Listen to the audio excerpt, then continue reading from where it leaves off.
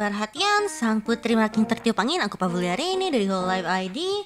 Attention please, I'm Pavolia Reine from hololiveID Generation 2, and welcome to today's stream. Hello! It's been a while since, how many weeks did we take a break from Ace Attorney? I feel, was it one? Was it one or two? I can't count. Hello, what is up? Hi. What is up, everybody? I hope you guys are doing great. 2 or 3 weeks? No, I think 2. No, it's not. It's not 3 weeks. Yeah, it's not 3 weeks. I'm sure it's not as much as 3, but 2. Yeah, we haven't played since last year. Oh, counting in rain is stream. Oh my goodness. Yeah. So, we're gonna, since last time we stopped in the middle of a trial, we would have to refresh our memory a little bit, but that's okay because I guess, the game has a core record, or, you know what? Yeah, basically a lot of things to keep us refreshed. And anyways, is it possible that there are first timers here? In terms of, watching this stream, The Great Ace Attorney. A year has passed. Yes, it has. Yes, it has. Yes, it has. Starting. TGAA was last year. My goodness. Me. So anyways, yeah. So usually I would do recaps. I usually do long plays on Saturdays, and before a new episode, a new gameplay episode starts, we just like do a little recap of what happened. But then I think I just learned that it's kind of difficult to do it with the Great Ace Attorney, or like maybe Ace Attorney in general, because of how a lot of things go on in like one stream.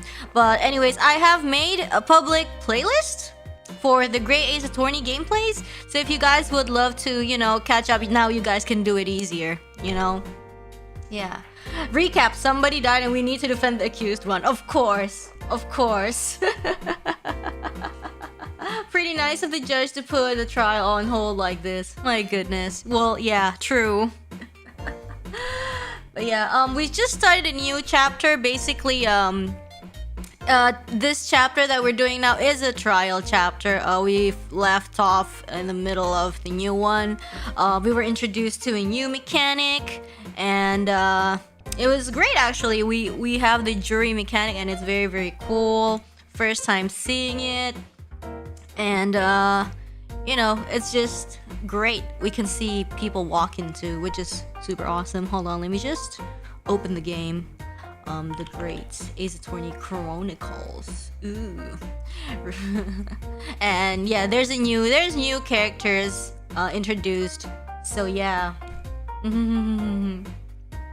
Cool. Loading. Please do not turn off your PC. I'll switch screens when we're all set up, alright?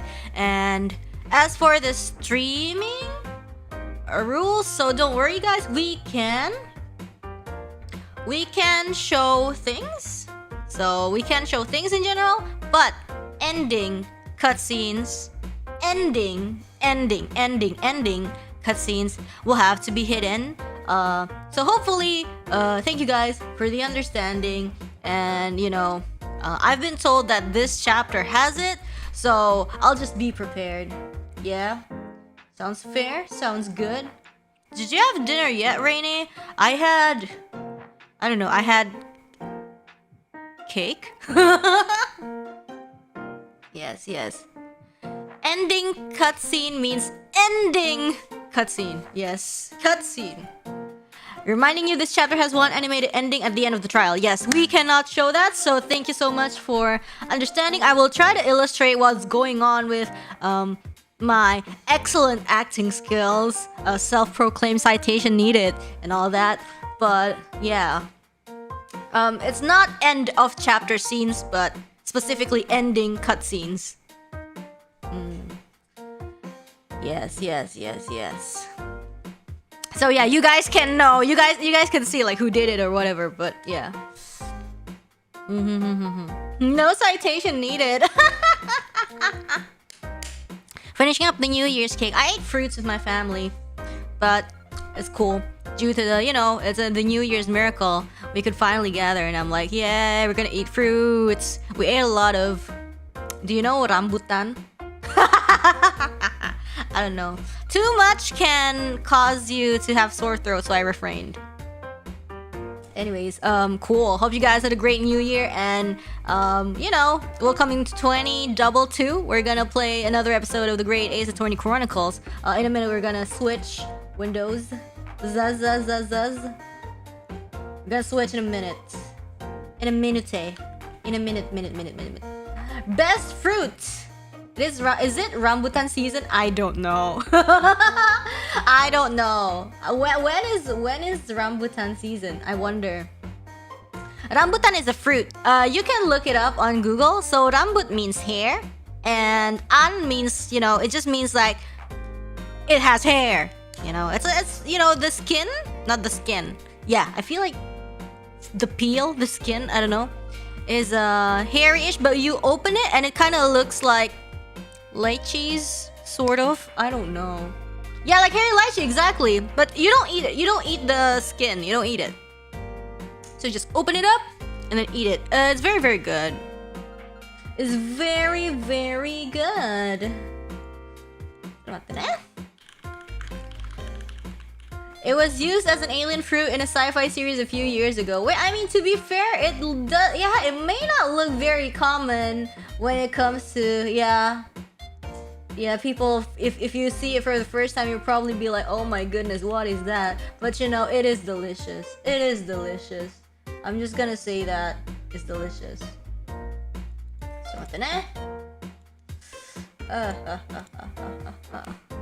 C is alien. No, it's not. But anyways, yeah, I'm gonna show you the game in a bit. Okay, actually, I'll just do that now. Okay, let me see if I can show the game. Please, game.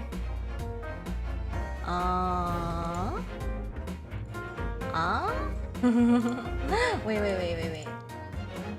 Please, let me. I think there's like too many windows open. There's like too many windows open, so it's like, hello. Oh my gosh, so big. Hold on. Let me just edit transform it. 1/600 to 900. Yes. 2.0, I think. Yeah, I think that's a very nice positioning. Oops. 1.9? No, 1.9. Yeah, perfect! Yeah. Okay, cool! Nice. Anyways, cool. We're just gonna start, press any key, and we're gonna continue. Adventure of the Runaway Room, Trail Part 2, The Old Bailey. Start playing from this saved data? Yes, of course. Loading. Let me just turn off this BGM. So, we need to look at the court record first. Hey, let me look at the court record. I can't. I'll just wait. Delicious. Is the sound effects too low? Tell me if it's too low, I'm gonna adjust it. Oh no! My goodness. Having savored the rich aroma of the carmine? I don't know, man. Contents of this hallowed chalice. My goodness. It may seem crass to crush it to dust. Ooh, pray forgive the discourtesy. Live antiques. Is it cold in here, or is it just me? As your antiquated tone no doubt says, the prosecution may not speak during a summation examination. So I honored a deadly silence and listened to the charade. Is the music okay, guys, or is it too low? I can adjust. Maybe touch quiet. Alright, cool. Let me fix that a little bit. Let me fix that a tiny bit. What about now? Yes. It seems I overestimated the intelligence of the jury. Oh my gosh, you're so mean. Oh, oof. Well, no matter. Sorry, I didn't have to sound like that, but there is nothing so hard to prove as a self-evident truth, it would seem. No. And why else would we grace the courtroom with our presence after all? So, let's proceed to the next round of battle. Oh my, that's so cool. That's real cool. Bring forth the witnesses once more. Hold on. Bring forth the witnesses once more. I'm dying. Okay, listen. Okay. Now we can check the court record. So, an armband I inherited from Kazuma. So we had a best friend. Emphasis on had. You know, you wanna know what happened? Well, watch the archive. So anyways, this case is about somebody who died in a car. Look at that. Ooh. Only one stab wound. And then... Ooh, the leather gloves the defendant was wearing. And we have an omnibus. Oh, that's what it's called. We have an omnibus in the court. We can examine it if we want to, but we're not gonna do it. And the murder weapon is a large-ish knife. It's just like, you know, large-ish. So is it large or is it not? It's like, you know, when we're about to like go outside with our friends, like, hey, what time do you want to meet up? It's, well, let's meet at 1-ish. You know, 1-ish? What time is that? 1:30? 12:45? Spoilers, it's 3 p.m. But anyways, moving on. Oh, this is a catalog of people who had borrowed money from the defendant at a high rate of interest. It includes the victim who owed 20 guineas. So the people who we are defending is somebody who is very, very rich. People think, oh, he's a generous man. But he's the, you know, people think he's the suspect. I mean, I don't know, he's kind of the suspect, yes. Of this. And why? The motive is that apparently this guy, this dead guy, is, he can't pay his, you know, his pinjaman uang, you know? He cannot pay. This portfolio must contain all sorts of secrets of London's gentry. Yes. Oh dear, do you really think we ought to look inside? Well, it's not as though we know any of London's gentry personally, is it? Apart from our great detective friend, perhaps. Actually, I wonder. I assure you we will not find Mr. Sholmes' name inside. Well, let's see what we find. Well, we can open it and we can see. Maybe we can find a... Dang, I can't read this!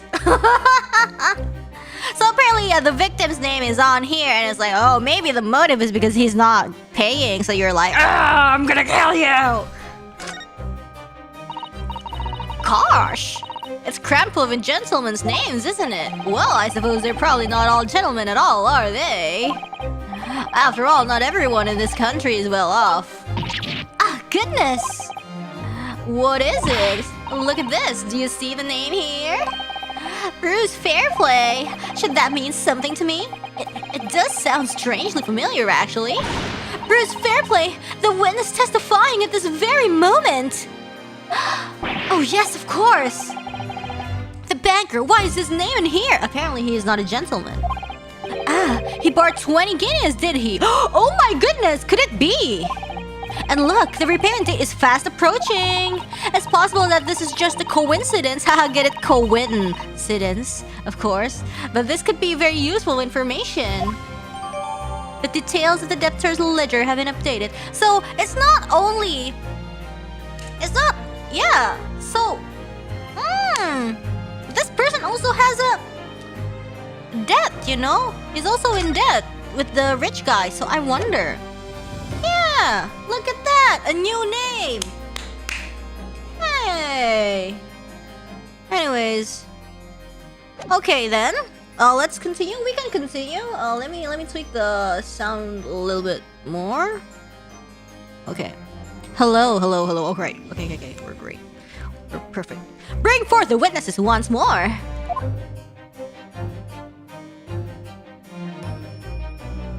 Yeah, the banker. Yeah, that's the banker. The one in the middle. Witnesses! I trust you heard the summation examination we have just had to endure. Yes, sir. That I did, sir. Of course I heard it. Oh, yes, sir. I heard it. You, sir, on the end. The coachman. I believe it's Beppo. Yes, sir. My lord, sir. If it transpires that in your previous testimony, you were attempting to veil the presence of a fifth passenger on your omnibus, you will be found guilty of perjury. You are advised to bear that in mind, sir. People? Telling the truth in his attorney? Oh mio dio, Oh no, the witnesses, I hereby call on you to testify before the court again. You will explain the various misgivings brought to our attention by the defense's summation examination. Witness testimony. I only carried 4 passengers that night, I swear it, but, well, I for one was told I had to pay 5 pence for the bus. He fiddled us on the fare, he did, and then I saw that blood curdling sight as well. It's all too much. I tell you, I saw McGillis stabbing that man. Everything I said before stands. No, you're suspicious. Oh, yes, he stabbed him, yes he did. I think so, yes. You think so?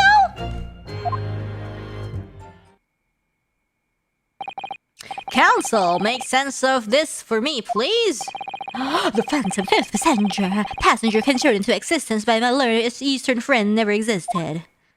I say. The confusion has arisen from the coachman's sly little cousinage. I don't know. Beppo, explain yourself. I'm terribly sorry, guild master. The guild's fare is 4 pence across the board. You can know that.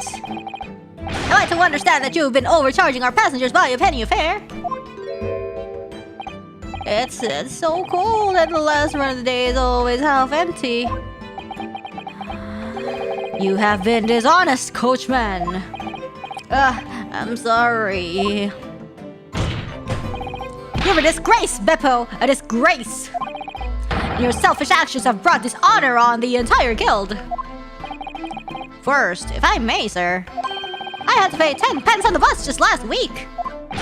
What? 4 passengers at 5 pence each is, yes, 20 pence. I've done the arithmetic 10 times already, but I just can't make the result come out differently. No, that figures. Well, it would appear that one of the aforementioned misgivings has already been explained. So, counsel for the defense, your cross-examination, if you please. We've already had the pleasure of a protracted summation examination today.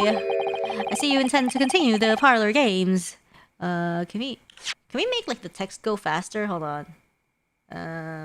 Is it reader? No. Audio. Vibration. Screen flashes. Oh, what? Wait time? Oh, never mind. That's not it. Never mind. Sorry. Absolutely. Absolutely. Cross-examination. Various misgivings. I only carry 4 passengers at night, I swear it, but well, I for one was told I had to pay 5 pence for the bus. It fiddled us on the fare, he did, and then I saw the blood-curdling sight as well. It's all too much. You saw it? Where'd you sit? I tell you, I saw McGillis stabbing that man. Everything I said before. Okay, this is very suspicious. I'm gonna just press beforehand. So you saw the defendant, Mr. McGillis, stabbing the victim, Mr. Mason, who was sitting next to him? That's what I said, isn't it? It was bothering me before, this was. For just a brief moment, he hesitated before answering the question. Anyway, there was only the two of them inside the carriage, wasn't there? Are you sure? There's been much talk of a fifth passenger, but as yet, zero evidence. And what are we wasting all this time for, eh? It's black and white, the man's guilty.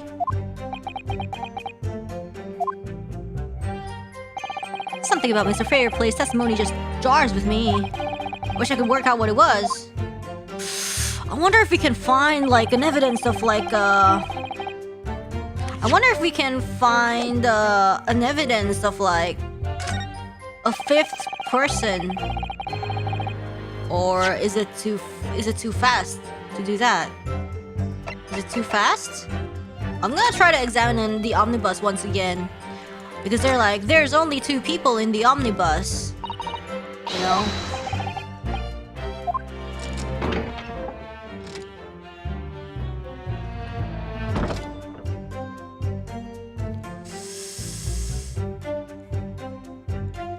Oh no, there's nothing here. There's no sitting arrangement. But, okay, so where does this... It's a skylight. There's no handle or catch. It can't be opened from inside. I don't know if there's something. The seat has a handle, it seems. Okay.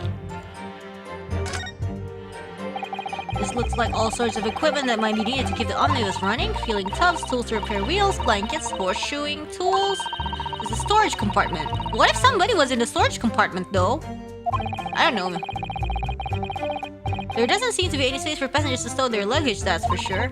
Well, I don't imagine it would be very convenient for that purpose anyways.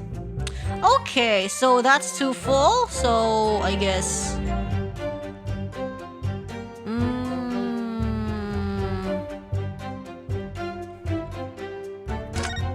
Nothing? There doesn't seem to be any space for passengers to stow their luggage.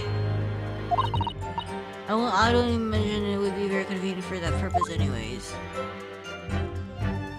Like there's... Okay, the fact that there's this really bugs me. And remember, because they were sitting here. So if they were sitting here, like nobody could definitely come out. But if they were sitting here and this opens and it turns out there's somebody for some reason, I don't know. It's Ace Attorney, we gotta think crazy, okay? You know, so I'm gonna go back. What's upstairs? Okay, who was sitting here? This is the roof deck. So apparently, sorry, I'm just skipping this because I'm looking for new text. Okay, so there was... So nobody really... Okay, what about this? You can see inside the carriage through this opening, but can you? How far can you see? There's a lamp in the closed cabin. The witnesses could have been able to see quite clearly. That's not good for us. Okay. But, I missed this storage compartment last time, so that's new information. Okay, I saw him stab. Oh, yes, he stabbed him. Yes, he did. I think so. What do you mean, I think so? Hold it! That doesn't hold up. It is attorney. Earlier, you testified that you saw the moment when the defendant allegedly stabbed the victim, didn't you? Oh, yes, that's right. You said that the victim was on the floor and described the assailant holding the knife in an ice-pick grip. The victim was on the floor? No, that's impossible! I suppose I might have, yes. Put the cart before the horse, maybe. What? I'm quite sure about most of it. I was driving the horse when I heard a scream from the seats of... Okay, yeah, he clearly did see it. Oh, I expect that was me, sir. That was when I turned around, yes, I saw it through this skylight. The gentleman was on the floor and the knife was sticking out of his midriff. What? So what happened? The fellow, but there's no blood stains on the floor. Or is there supposed to be not a... I don't know. Is there supposed to be no blood stain on the floor anyways? I don't know. I never killed a person before. I wouldn't know. And the fellow holding the handle was the famous man, yes. So in short, you didn't see the moment when the victim was actually stabbed at all. I really thought that I did, but when I go over it again in my head, no, I suppose I didn't actually see the precise moment of the stabbing, did I? Truth! Ah, you're so... Excuse me. Excuse me? Do you have something to say about that, Mr. Fairplay? Now you listen to me. I know what you're thinking. He didn't really see the exact moment the fellow was stabbed. What are the chances of that? Eh? Are you asking me or telling me? He's getting flustered. I might be able to extract some new information from him if I answer him cleverly. Would he have just happened to see the exact moment the crime was committed?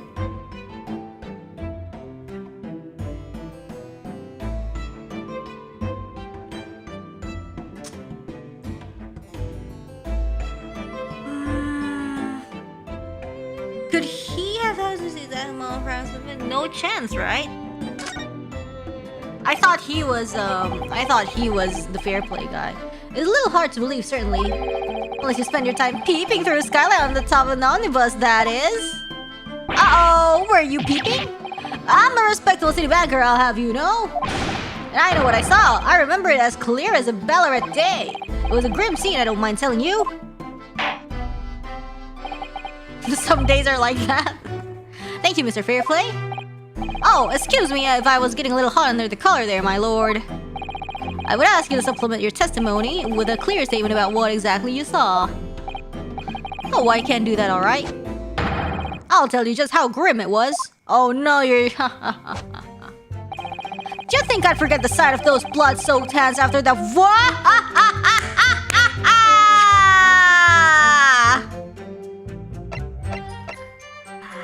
Yes. Yes, everybody. We got him. Let's go. Objection. Blood-soaked hands? Well, I admit that soaked might be laying it on a little thick, but... Oh my gosh, I have so many tabs open. But anyways, there was definitely blood all over them. Both of them were covered in it. What? Well, I'm very sorry to disagree, Mr. Fairplay, but that's more than a little peculiar. What? Here are the gloves worn by the defendant, Mr. McGilded, on the night in question. Oh yes, right. There certainly does appear to be a sizable dark-colored stain there. But as I'm sure you can clearly see, it's only on the right-hand glove. Uh-oh. Oh, what are you doing? In short, Mr. Fairplay, your testimony is inconsistent. but no, that can't be right. So you're the liar here, then. Nah. That's right, you were quite clear about it. You said, it was both hands.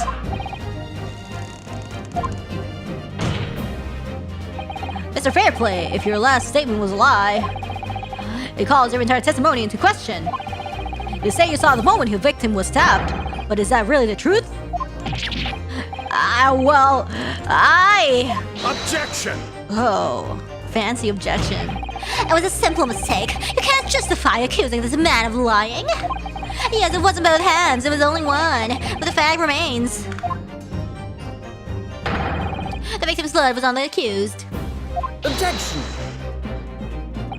No! Mr. Fairplay categorically stated that he saw blood all over both hands. Which means there's a strong possibility that this witness was deliberately trying to mislead the court. Why? Why? I'm a city banker, for pity's sake! My word should be the gold standard! I'm a gentleman, not some gutter snipe. Upstanding members of society don't prevaricate. Now you lie! You're in debt! It's claiming to have no reason to lie. Oh, but is that really the case? Oh my. Mr. Naruhodo!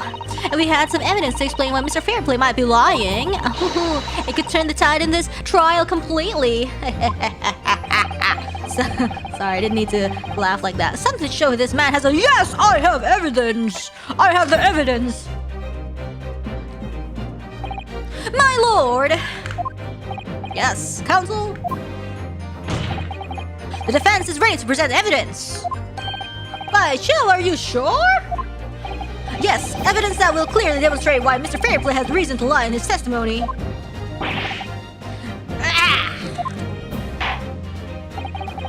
Very well. I hereby call on the defense to present its evidence. The evidence that demonstrates a motive for the witnesses' alleged deception of the court is because you are also— your name is written in the book. Bow! Present! This is a list of the debtors who owe money to Mr. McGilded. Yes, a list of innocent victims crippled by the accused extortion. The point is, among the names of these debtors is your name, Mr. Bruce Fairplay. What? Mr. Fairplay, are you currently indebted financially to the accused? No, well, it's barely worthy of being called a debt. According to this ledger, you owe 20 guineas, not an inconsiderable sum of money, wouldn't you say? Well, what of it? What of it? Let's suppose Mr. McGillen were to be found guilty of murder. And you won't have to pay, right? What would become of your debt in that case? These documents state that the loan agreement is forged between two individual parties. Therefore, were the creditor, the defendant here, to be sentenced to a capital punishment, all outstanding debts which were owed to him would be annulled. That would cease to exist. Cease to exist? Mr. Fairplay, is it not the case that you claimed in your testimony to have seen something you never in fact saw, in a devious attempt to annul your debt of 20 guineas to the defendant? Oh my. Oh no. Cease to exist sounds powerful, I know. Order! Mr. Bruce Fairplay! Oh no, he's teething. Let me ask you again, and be aware that your answer may have most serious implications upon your future, sir. Did you or did you not see the precise moment in time at which the defendant is alleged to have thrust a knife into the victim? Yeah, he's teething. Look at that. Oh. Your silence speaks volumes. You did not tell the truth in your testimony. Alright, now let's not make a melodrama out of this. Perhaps I did overstate the truth a pinch. A pinch? But it makes no difference. I definitely remember seeing blood on not Miss McGillet's hands. Both of them. Objection! Objection! And yet, only one of the defendant's gloves, which we have here as evidence, is stained. Oh my. Okay, hold on. Wait.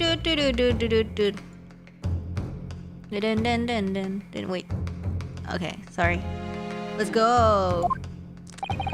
Nah. So you keep saying.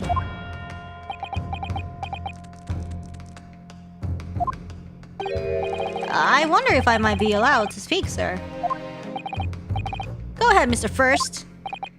Well, the thing is, I think I remember seeing it myself as it happened. Seeing what? The blood, sir, on the assailant's hands. I think. Yeah. I'm almost sure that it was on both of his hands, not just one. What? What? Now, I mean, like, first might not be... He might have remembered things differently. I love how everybody just says, like, I think. You know what? That's the last thing you are doing. I don't believe that. You're not thinking. It would appear that we're going to need further testimony from all you witnesses. This time, I would like to know precisely what you did and what you did not see.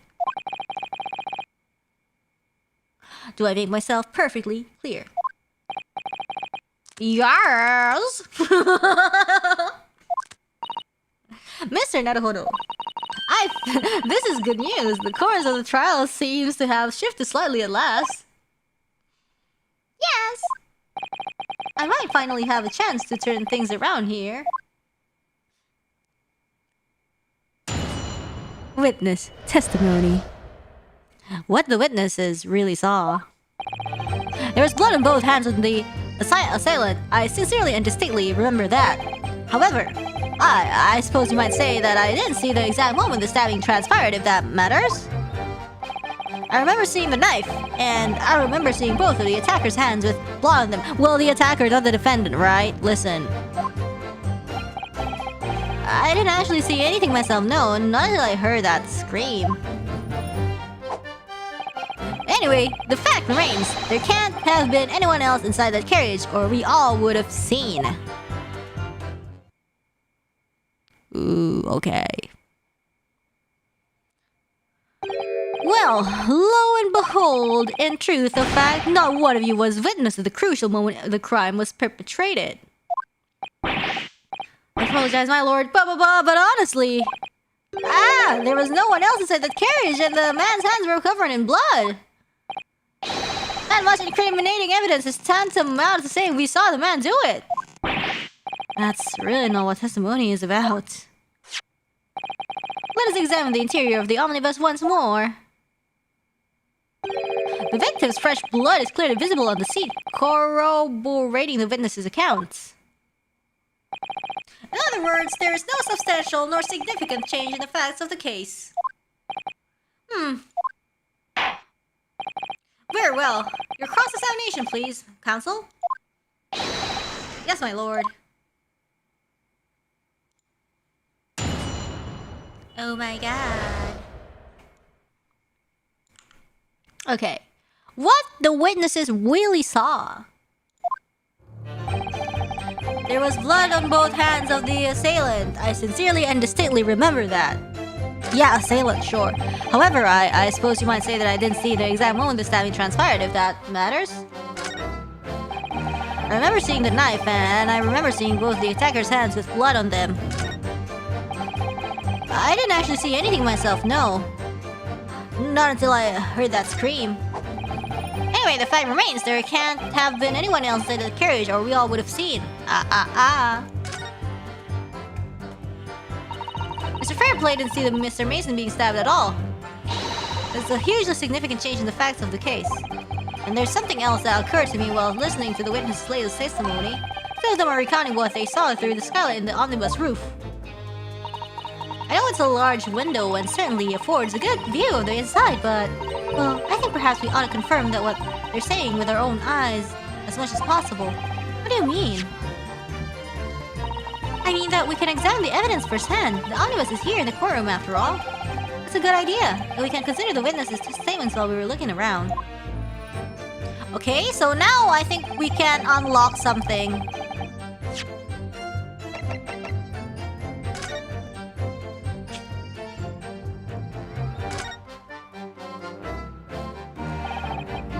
Yeah? There's a lamp. That's not good for us. How about this? Well, let's open the door. Okay. I wonder if there's new dialogue unlocked from here. Quite a large skylight.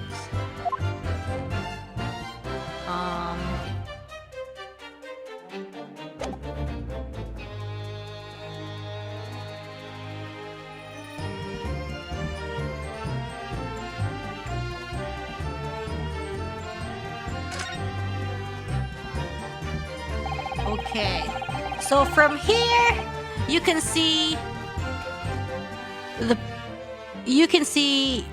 this much.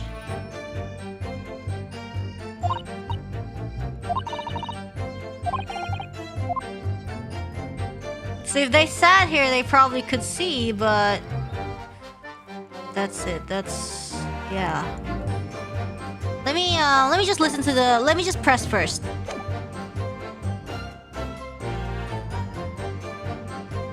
Yes, there was blood in both hands of the assailant. I suppose I didn't see the exact moment the stabbing transpired, if that matters. Yes. I remember seeing the knife. Remember seeing both the attacker's hands with blood on them. I didn't actually see anything, not until I heard that scream, which is not even the scream. Anyway, the fact remains. I will press this because there is the storage compartment. And nobody knows about the existence of the storage compartment because it's on the other end of the window, which is not visible from the skylight. And everything you saw of the incident was through the skylight on the roof of the omnibus. That's right. It was fiercely cold that night, but the glass wasn't frosted over. Oh yes, I remember I was shivering. It was so bitter. Which rather begs the question of why the pair of you were sitting on the roof deck in the first place. Well, I don't know about this young fellow, but I couldn't enter the cabin. Oh, why not? It was locked from the inside. I tried knocking, but no one opened the door. It was locked? That's right. I mean, it's a public bus service, for pity's sake. That's not what I call fair play. Oh, well. well. I had exactly the same experience. Because if they were to sit on the other end, the storage compartment, you won't be able to open it. Now they reveal this info. Or, I mean, technically, yeah, the murder can't happen. I tried knocking, but the genocide just gestured at me to clear off. Which gent? Which gent? So I had no choice but to climb up to the roof deck and look down longingly to the warm cabin below. Well, I can assure you I wasn't just looking down, I was glaring long and hard. And that's precisely why I can tell you with absolute confidence that if there was anyone else at all in that cabin, I would have noticed. Unequivocal, I would say. I'm not sure about these two witnesses. Could they really have seen everything inside the cabin through the skylight? Nah. Because the POV is limited. Allow me to confirm one thing, Mr. Fairplay. Oh yes. You were riding this omnibus and witnessed the events in the cabin through the skylight in the floor of the upper deck. Is that right? That's right, yes. In that case, there is a portion of the cabin interior that would have been out of sight from you. Exactly. What? By golly, really? Honestly, at this stage, we can't say for sure. The possibility cannot be denied that at the time of the incident, there could have been another passenger in the enclosed cabin of the omnibus. Objection! Yes. Now we're getting into it. Enough hypothetical meandering, I don't know, my Nipponese friend. The prosecution demands that you substantiate your claims. After all, the scene of the crime is here, in the flesh. Very well, I will uphold the prosecution's demand. And then what? You will identify the area of this cross-sectional plan of the omnibus. Where exactly in the omnibus are you suggesting that this potential extra passenger could have been situated? Well, here.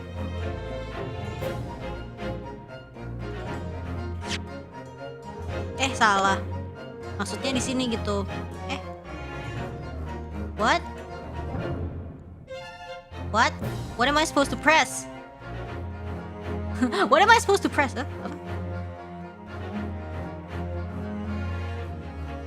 Oh, okay. Oh, sorry. I pressed the wrong thing. Take that! Both rows of seats on the roof faced in the direction of both rows of seats on the floor face in the direction of travel. Whereas the seats in the enclosed cabin face each other. Which means the visible part of the cabin, which passengers on the roof deck can see through the skylight, is as I've drawn here. Nice. That's right, my lord, as you can see. The seat opposite on The opposite, the one in which the victim and his attacker were sitting, is obscured from view. In other words, someone had been sitting on that seat. It's quite possible that these witnesses would have been completely unaware of it. Ah! Okay. Objection! And then what? It's quite possible some phantom was sitting there? You Nipponese have a forbidding habit of obscuring the truth with ambiguity. Ooh. What? I concur with the prosecution's rejoinder the royalty. In a British court of law, evidence is paramount. I mean, so it is everywhere else, but also ambiguity. I cannot entertain this conjecture, counsel. That is unless you're able to put a name to this mysterious passenger to whom you allude. Can you, Mr. Naruhodo? Wait, can I what? I honestly don't know. Who could it have been? Who could have been in the other seat, which was out of sight from the witnesses on the roof deck? Roof deck? I sure have no idea. I seriously have no idea. I'm gonna be honest with you. I have no idea. I have no idea.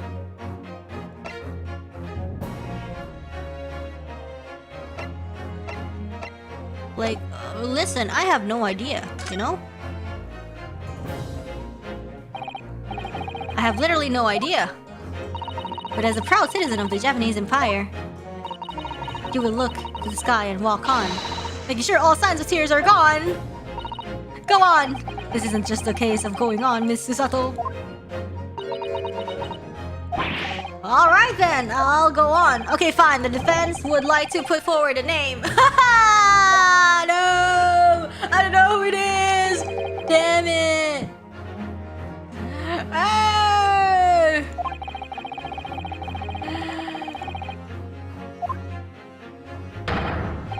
A toast to hard lessons not yet learned. Let us not delay, counsel. The defense is still to name the passenger in the other seat. I mean, the person who was in the thing was Mr. McGilded, but also, is there another name?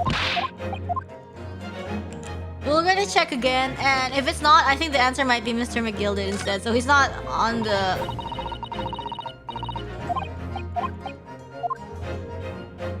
Oh, no, there's nothing. There's nothing. It's just that guy's name. Who was it? Fair Play? Yeah. So maybe it would...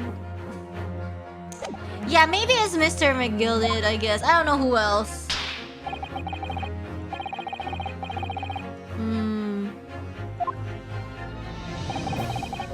And then on the night of the murder, the person occupying the seat in the omnibus cabin that was obscured from view was...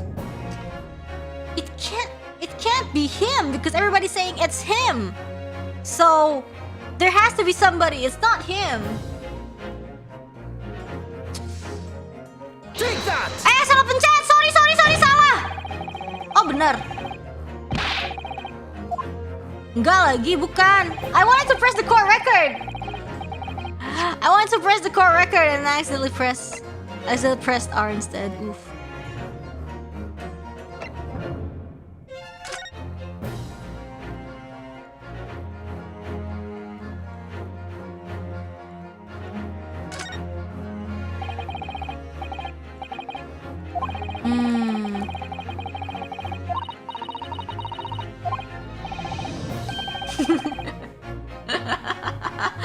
Dang, it wasn't Susato, huh?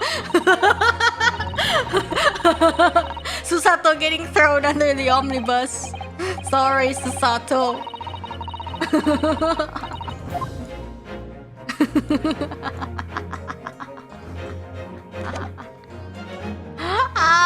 Wait, who is it? Oh, shoot. I have no idea. I wasn't paying attention. Can I check the log? Can I check the log? Why does he not have like a button? What happened to his button? I don't know. You have clean ears. Okay. Well. Single stab wound, we know that. Dang. Whatever so-called logic, it matters not because your answer has made one thing abundantly clear. The real blind spot is inside your head, and it would appear to be unusually large. I'm sorry! I misclicked. You could have just said that's not right. Our task here is to defend Mr. McGilden. I'm sorry, Susanto. And we are working on the assumption that he is innocent of this crime. Yes, of course. Why? That must mean that there was someone else that the omnibus was Mr. McGilden, the true culprit. That's right. Oh. Of course, the two people sitting inside the cabin that were the witness saw they were the victim and the real culprit.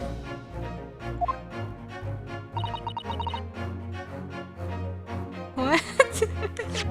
Sorry, what? The two people sitting inside the cabin that the witnesses saw through the sky that night was the victim and the real culprit is the who. Who.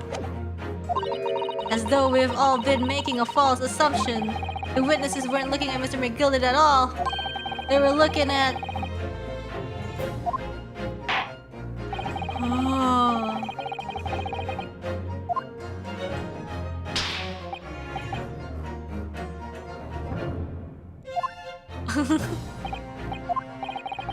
The person occupying it.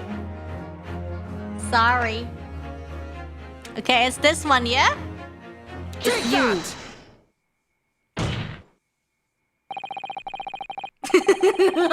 The passenger in the enclosed cabin that the witness on the roof there failed to see has to have been Mr. Magnus McGilden. Why? Because everyone's like, I saw him, but that's the point. You didn't.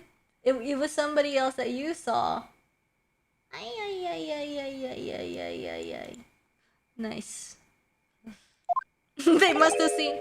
Yeah, everyone's so sure that they saw or something, but yeah, I mean, it's not McGilden. That makes sense. What are you talking about, counsel? That's the name of the defendant. So that's what it is. That's why they're so sure. Oh my god. If I desecrate this chamber by smashing my hallowed trellis to forgive the discourse, I say, Lord Van Zeeks. People talk of those tiny island nations in the Far East as having a learning and culture of their own. But I see they use the terms ill-advisedly. What are you trying to say? Let me explain in terms that even a student of an artless backwater such as yourself might understand. Oof. When the bloody scene unfolded, the victim and his assailant were sitting side by side. Multiple witnesses have attested to the fact. It is the very premise on which this case is built. Objection! But that premise may be wrong. What? If the victim really was sitting beside Mr. McGilden, it creates an inconsistency that can't be reconciled in any way. Reconcile? I feel like reconcile is not a real word anymore at this point. What inconsistency, counsel? The defendant's closed, my lord. Unless they reconciled. Both witnesses made the same testimony. They claim that there was blood on both hands of the person sitting next to the victim. Objection!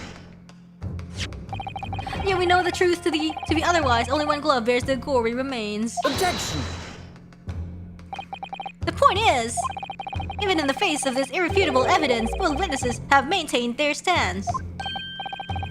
Is that a noise complaint reference? Oh my. Yes, their testimony remains unchanged. Exactly, they both adamantly swear that they clearly remember seeing blood in both hands of the assailant. So that's why it can't be him. It can't be Mr. McGilden. In short, their memory of events is correct, and their testimony reveals the truth. It was somebody else sitting beside the victim that night, a third party we have yet to identify. And the victim's blood was on that passenger's hands, both of them. Oh, Objection! Objection! And who was this third party? I don't know! The true culprit, aka I don't know. Extraordinary! I slammed the desk and then I have like small snacks and they just dropped on the other side of the... Order! What exactly are you postulating? Objection! The defense's postulation is just that, nothing more than conjecture. The witnesses have clearly stated that they saw the accused. Objection! But when elaborating on his testimony, Mr. Fairplay said the two of them were wearing hats and I couldn't exactly make out their faces. Yes. The tops of their heads were obscured by the roof. I could see the rest of them though. Yes, that's right. Both gents were most certainly hatted. Hatters do tend to notice such things, sir. And what particular styles of hat did the two gentlemen sport, Mr. First? I'm afraid I don't remember. You call yourself a hatter? Style of hat makes no difference. There was no third passenger in that cabin. How can you be sure? Because if there had been, the accused, Mr. McGilded, would undoubtedly have offered to depose the facts. Maybe Mr. McGilded was asleep? I don't know. Maybe he was...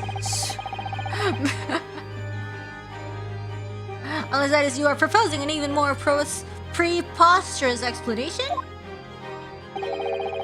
And the accused failed even to notice the presence of the true culprit in the very cabin in which he traveled? Woo! What if, like, he's sleeping, like, super heavily? If there was another person traveling in the enclosed cabin of the omnibus, it's inconceivable that Mr. McGilded would have been unaware of it.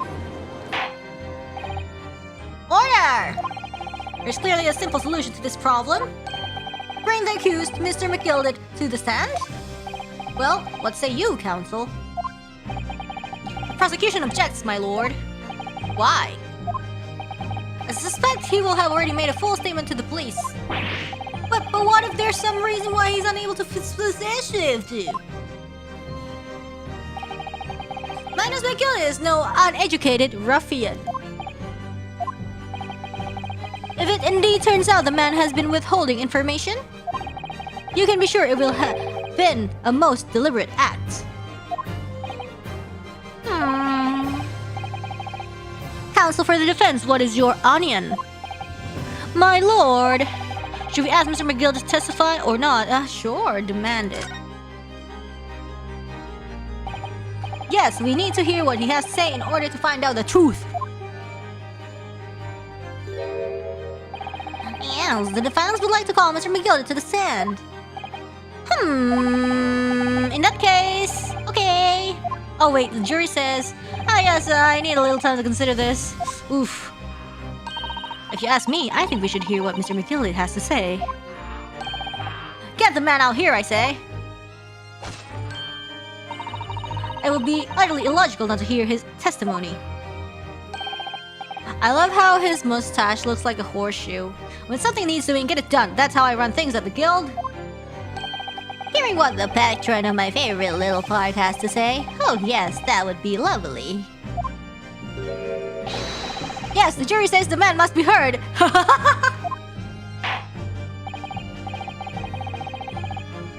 Very well, the court will hear the defendant's testimony. Oh my goodness.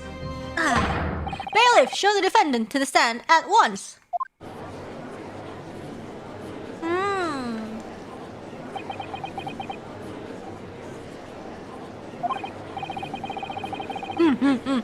Maybe what actually happened at night will finally become clear.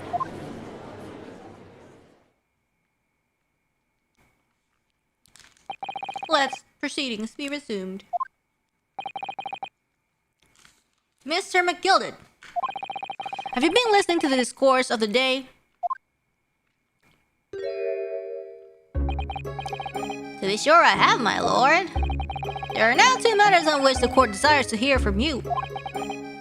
The first is whether or not there was a third party review in the omnibus cabinet as proposed by the defense. The second is that if such a person was indeed present, why did you conceal that fact from the police? Me God, no! It is not in my nature to hide anything at all. Just answer the questions, please. Truth of the matter is, I've been desperate about this all along. Do I tell you all or keep me mouth shouts? Close what, Mr. McGilded? What? The fine fellow representing me is absolutely right. The carriage on the night with myself and the other man, there was another passenger. It's true? Hey, and it was me who helped the little urchin get away after it all happened. What?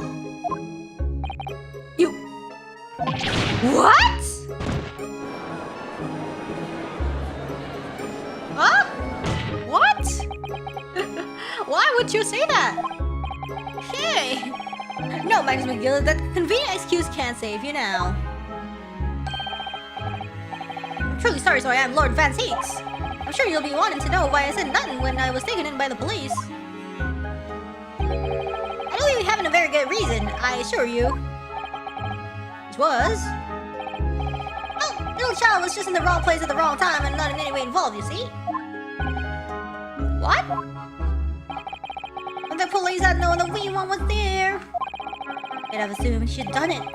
They'd have hauled her into this here courtroom just like myself. I was only trying to spare her that. Young hearts and young minds are easily damaged, my lord. What? And who is this young child of whom you speak? I don't know. You don't know?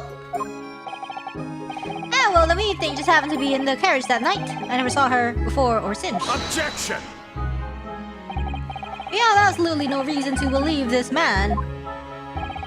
The prosecution calls for the witness statements to be disregarded by the court. You know, I wouldn't be surprised. The urchin isn't here in this courtroom as we speak, listening to the proceedings. What? Oh. What? Smoke? Fire, there's a fire? Look, someone's trying to get away. Oh no. Ooh, oh no, ooh.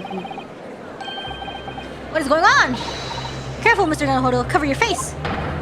Bailiff, don't let the accused escape. Secure the omnibus. Oh no, so much smoke. Emergency recess. Oh no. Oh my. Yikes. We're hurriedly removed from the smoke-filled courtroom by the bailiff. Amid scenes of chaos as people stumbled over one another in their desperation to flee the chamber. I had no idea what was happening. All we knew was that, for the time being at least, the trial was suspended. To be continued. Oh no. To be continued, everybody. Oh, we can save, I guess. No saved game data. Okay, I guess we can do this.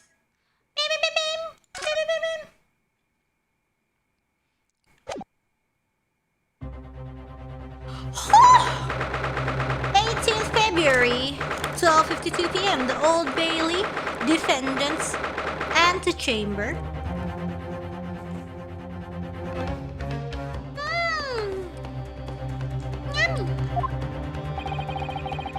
What on earth just happened in there?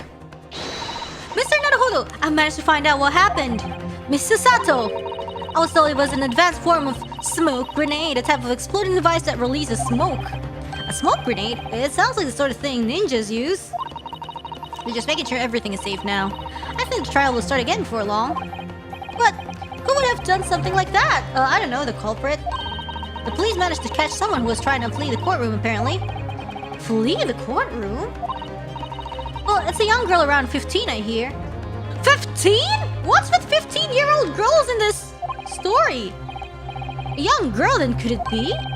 The other passenger that Mr. McGillen was just talking about? My thoughts exactly. So he wasn't lying. Oh, what's become of Mr. McGillen, actually? There's so many things I need to ask him about, but he's not here. I think he was summoned to the prosecutor's antechamber to answer questions, along with the young girl. Who is she, I wonder? And what was she even doing here at the trial? She was taking a huge risk, and for what possible benefit to herself? There's another matter that's troubling me. What's that? The 20 pence. Oh,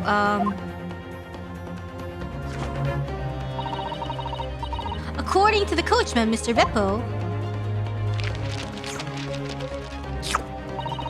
you took 4 passengers that night at a fare of 5 pence each.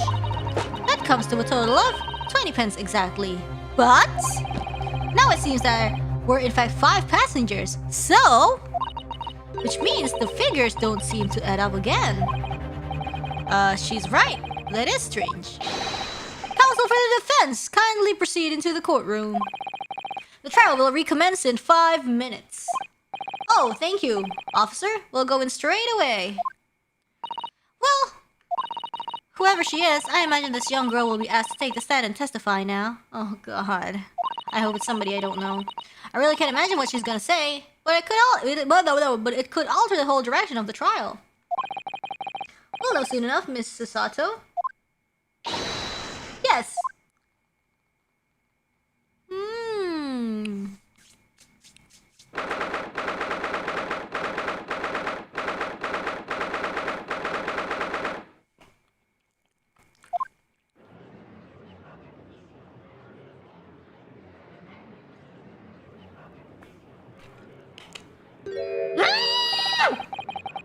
Not you! Not you, please! There's a young girl next to Mr. McGilden. Look. Oh, God. Yeah, let's play. She must have been the one who caused the disturbance before. Oh, man.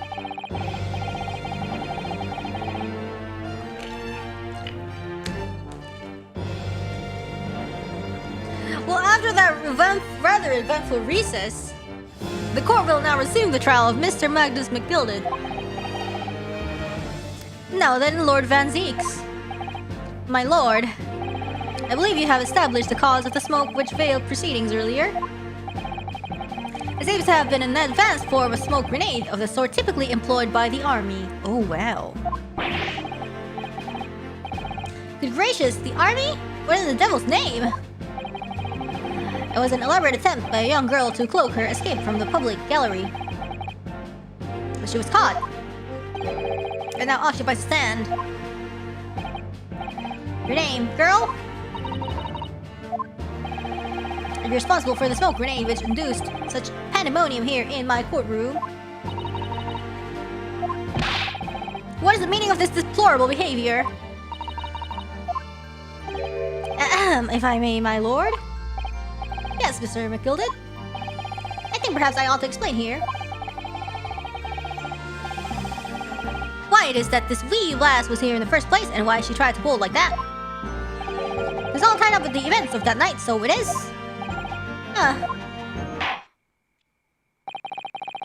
Very well, Mr. McGilden. Your testimony. Okay, sure. You'll explain to the court exactly how this young woman is involved in this case. Okay.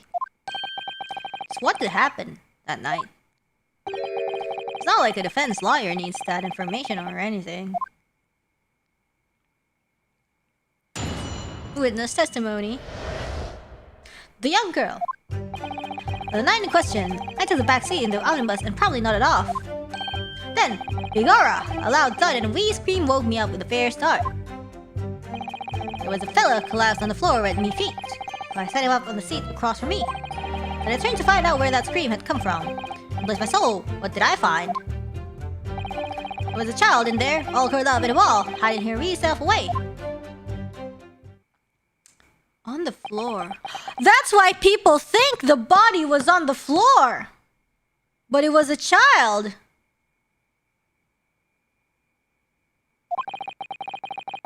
But it was the child that was on the floor. I remain somewhat baffled, I confess, but from what I gather on the night in question, this young girl was indeed riding in the omnibus, is that correct? It is exactly as the defense counsel said. This last was the 5th passenger, my lord. Ooh. Very well. The defense may now cross-examine the witnesses. Are you ready, counsel? Yes, my lord. Or rather, no. I have no idea where to start.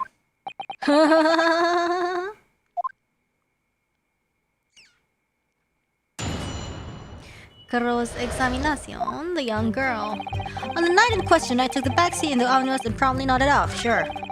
Then, Figura, a loud thud, and wee scream woke me up with a fair start. Remember the guy in the hat also said he screamed?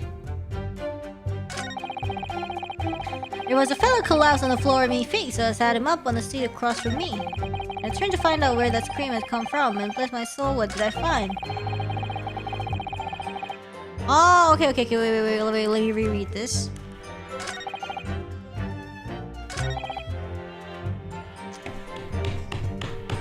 What's the fella collapsed on the floor?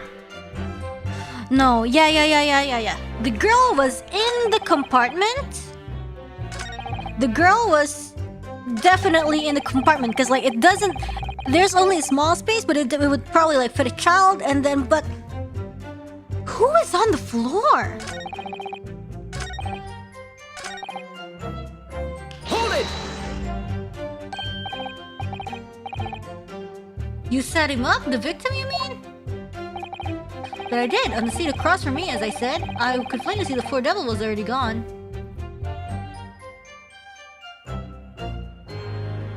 Oh. And you wouldn't leave a dead man just lying on the floor. Oh! But there's no blood on the floor. Or does it not matter?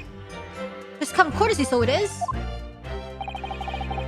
I find it a little hard to believe. Lord Van Zeeks. Now, why would that be? You wait to find a man lying down on your feet in a carriage. A normal person would hail the cabman. Any upstanding member of London society, that is? Well now, as you know, I am something of a special line of business. The business of lending money at an exorbitant rates of interest?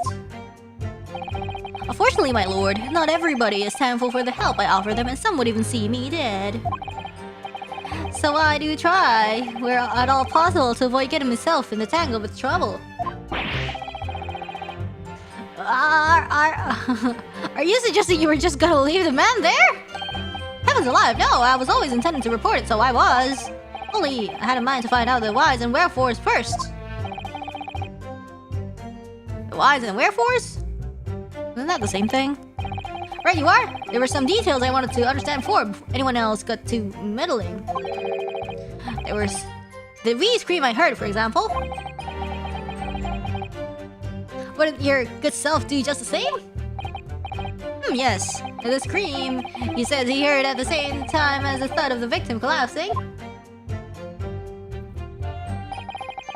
Then I turned to find out where the scream had... Bless my soul, what did I find? There was a fella collapsed. Sorry.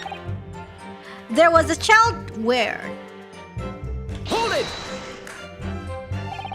You say she was hiding herself? So it's hard to see in the dim lamplight. Look, she was all curled up in a wee ball when our eyes met. Well, my heart nearly stopped beating in my chest. You're really overacting this. Still, no, I pulled her out from under there. Set her on the seat opposite so I could have a wee chin wag with her.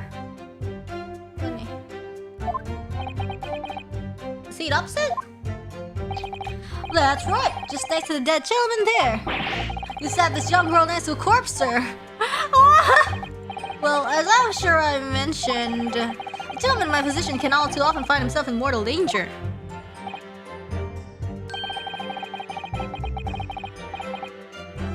So I needed to find out just who this urchin was, you see?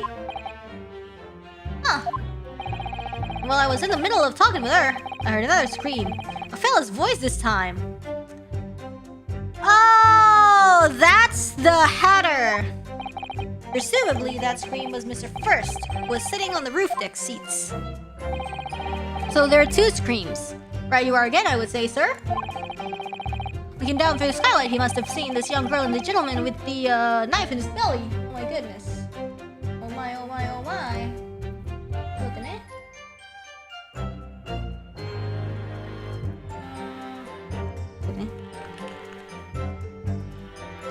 Yes, yes, yes. In other words, the previous witnesses did not, in fact, see you at all, Mr. McGilded. Wait. Can I just, okay. Can I just close my apps first? I have so many. I have so many apps. Sorry. Okay, close. Discard changes. Close all windows. Okay, close. What else should I close? I'll close this. Yeah. Close. Okay, this is much better, much better. It's not tabs, it's different apps open, not my browser. Were they believed to be yourself and the victim was in fact this girl and the late Mr. Mason? Hey, my lord. My lord, I was, as I think everyone understands now, I was at the back of the carriage out of sight.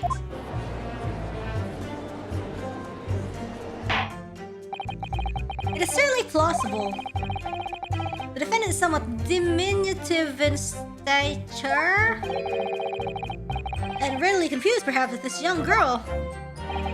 After all that, of course.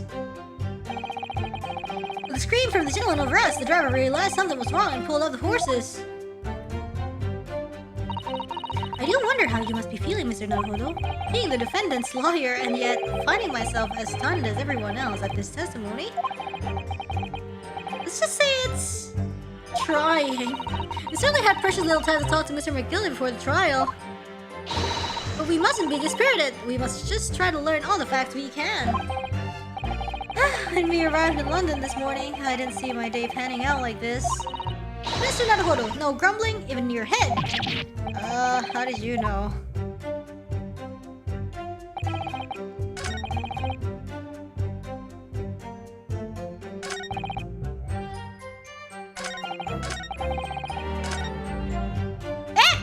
What? I accidentally pressed the wrong thing.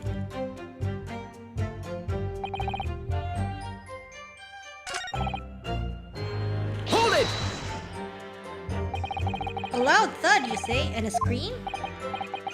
That's right. How can I explain it? It was like the sound of someone falling to the ground, that sort of noise. Do you think there's a sound of Mr. Mason falling to the floor having been stabbed? Well, now you remember I was asleep at the time, so I wouldn't like to say. And then when the sound woke me and opened my eyes, it wasn't a soul to be seen in the carriage, but the fella on the floor. Wait, why did the girl scream though? From the seats above you on the roof deck, I presume? No, it wasn't. From inside the cabin. But I wasn't altogether thinking about the scream. No, I was too stunned by the desperate sight before me eyes. When the fella collapsed, so I sat him up on the seat across from me. And I turned to find out where that scream had come from. But what did I find? There was a child all curled up in a ball, hiding her wee self away. I don't know. Wait. I'll be right back. I'll be right back. I'm gonna get refreshments and wash my hands and think on the way.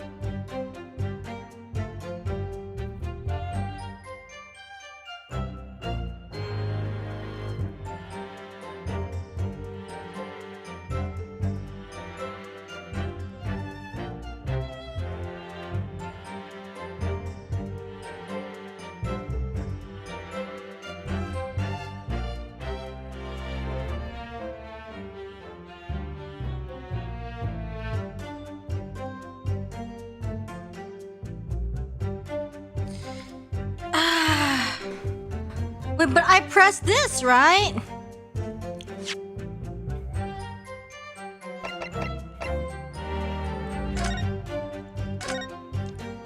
So like what happened is...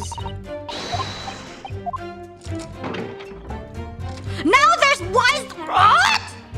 Why is there blood on the floor now? There wasn't blood on the floor.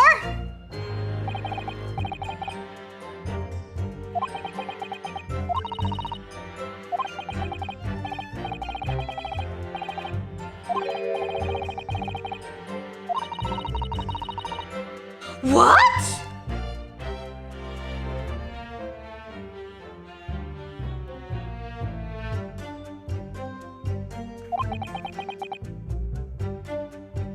Yeah, there wasn't.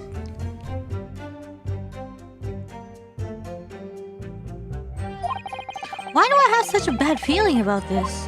No, I swear to God, it wasn't there. I swear to God, it wasn't there. Like, we started the trial. We started the trial, last stream. And that's when we thoroughly kind of checked the thing. I mean, almost thoroughly, because we didn't see the compartment. But...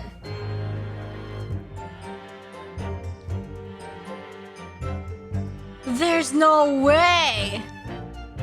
This has gotta be like fake. I don't know, man. I have a bad feeling. And let's see what they have to say about the compartment now. It's gone! The stuff is all gone!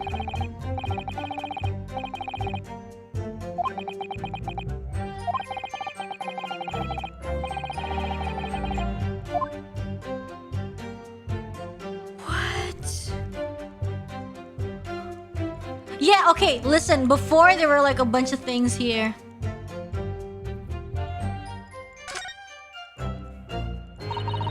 Yeah.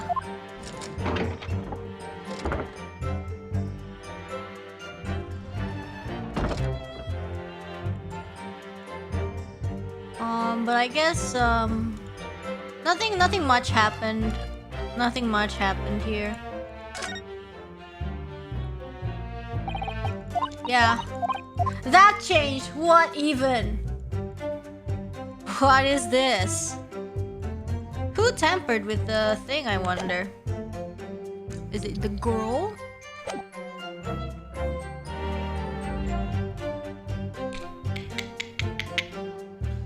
Can I present the card? It was just child art colored up in a ball. And then, cause like, oh yeah, there's so many things, like passengers probably can put the stuff.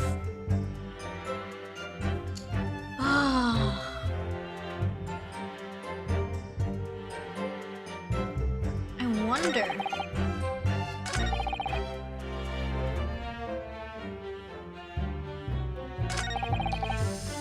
I wonder what I should. I wonder what the right evidence is to present.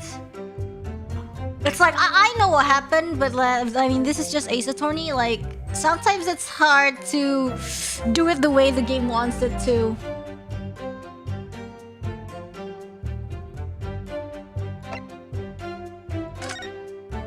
I'll try presenting this, and it's fine. Objection!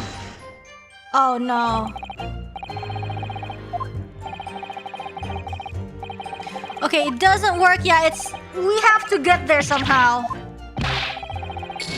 We have to get there somehow. Yeah, maybe it's one of those like press everything testimonies. Let's just do that. I won't lower my hand until I prove my client's innocence. As long as it's quite quick. Okay, let me just try to press everything. Hold it! When you first got onto the omnibus, were there any other passengers already on board? There were none. The cabin was empty, and there was no one on the roof deck either. Okay, so he was establishing that he was alone. He was the first passenger. And that's why I took the back side as I did. The most comfortable, so it is. The back seat. That's how you already described it earlier. I'm talking about the seat opposite to the one on which the poor gentleman who was stabbed was sitting. Where I said it's the moment comfortable and where I feel most at ease. Of course, I enjoy gazing through the skylight from time to time as well. Yes?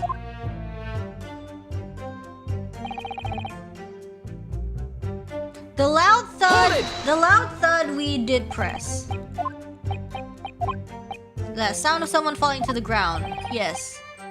And they think it's Mr. Mason is asleep. So when was this?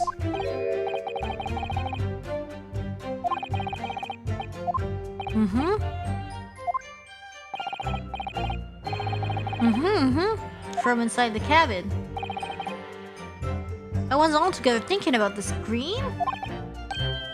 I saw somebody's desperate sight before me eyes. There was a fella collapsed on the floor. We also pressed this one. We pressed him up. Instead of reporting.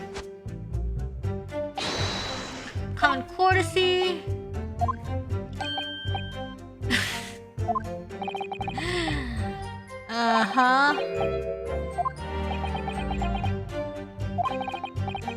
As you know, I'm in something of a special line of business. Fortunately, my lord, not everyone is thankful for the help I offer them, and some would even see me dead. They do try to avoid getting himself entangled with trouble. That's why he didn't report it.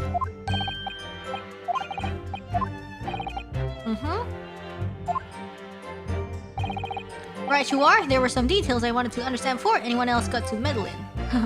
Was there ever a point in time you would consider a career in law enforcement? I don't know. Sounds like a very thrilling job if you were, you know, in the Ace Attorney universe. The wee scream I heard, for example. Wouldn't your good self do just the same? Yes, the scream he says he heard at the same time as the thud of the victim collapsing. Sorry?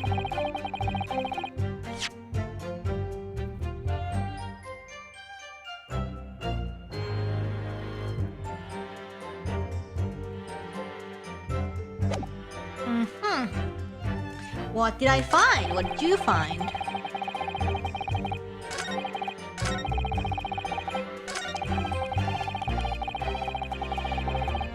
Hold it! I'm afraid I don't understand. Hold on. I'm sure you told the court there was no one else in the carriage except yourself and the victim. So I did search, so I did. As far as I could see, that is... What do you mean by that? Well now, this occurred thing. The wee scream I heard as I woke up came from, if you'll excuse the vulgar expression, under me backside. Oh, okay. Good gracious. Under your backside? And when I lifted the seat on which I'd been sitting, I found there was a wee cubby hole there for storage. Yes, yes. That's what I found her. Thank you, I've heard enough. The events as explained are clear in my mind. However, at least one conundrum remains. Who is the girl?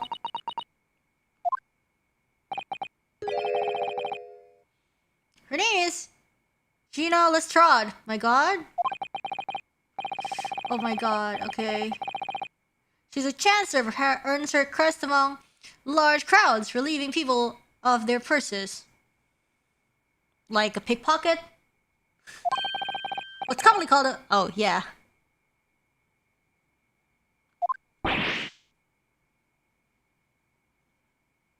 What?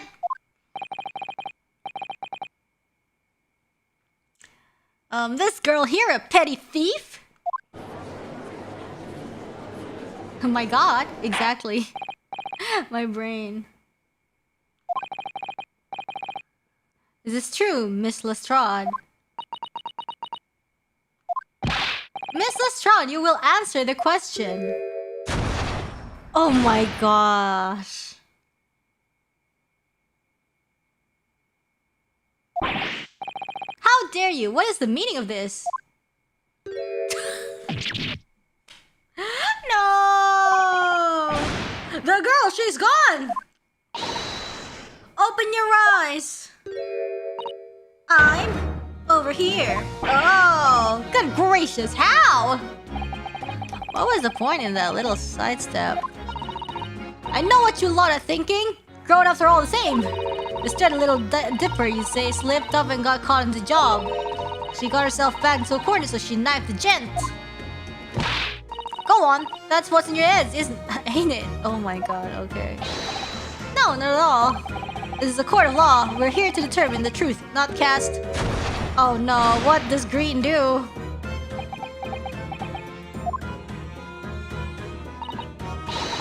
Oh my goodness, she's doing the coin thing. What is going on? Look, knives are for cowards. Only thugs use weapons like that. All I need for what I do is these fingers. Ah, I'm a professional, alright? Maybe not in your eyes, but I got pride in what I do. Ooh, flexing.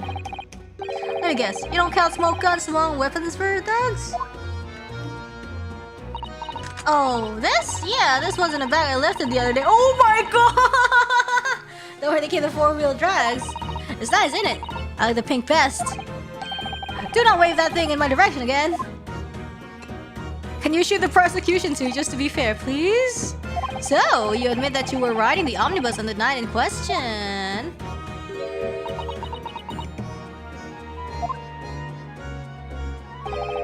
It's alright, Les. You can tell them the truth now. Alright, yeah. It's just like the Irishman said.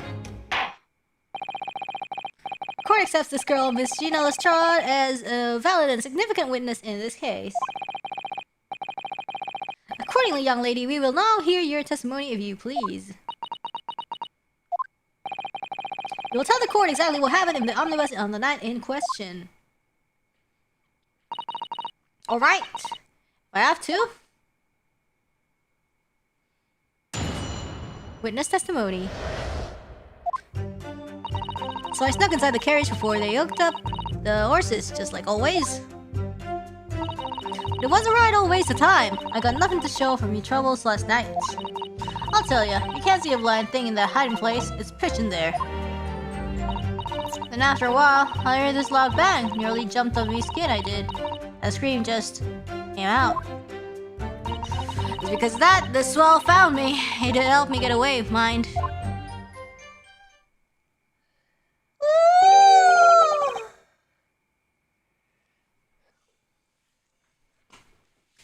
I can see why our vampire prosecutor is drinking on the job. I fail to understand why you would let this street urchin go, Mr. McGilded. Oh, 'tis simplicity itself, my lord. See, she couldn't possibly have killed the other passenger. I knew that for a fact. How? Sorry, the word how is funny to me now. As I'm sure I said before, sir.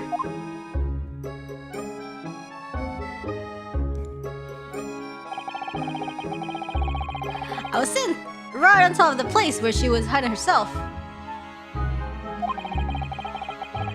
I think a demonstration is called for. This is where I was sat that night too. And the cubby hole of which you have spoken is underneath the seat, I presume. Oh my god, why is it empty now? See. Yes, it does appear just large enough to accommodate someone of the girl's stature. Nah! You want, but Aye, but of course, the wheelhouse was stuck in there. Because I had parked myself on the seat for the duration. Ah. So you see, that's why I let this last bolt. I knew that if the police found her there, they'd automatically assume she'd done it. But I couldn't live with myself if a young life was ruined when all the time I knew she was innocent. Even though you must have realized your action would result in your own innocence being called into question? Not at all, my lord, not at all. I knew in my own heart that I was innocent. So I thought it was worth taking a punt on my own good name for the sake of this less fortunate lass. What? What a perfect gentleman. Oh, he's like straight up accusing the girl now.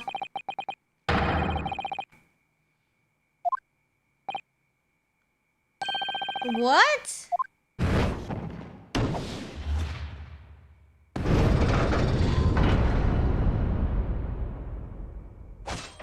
Oh wait, no he isn't?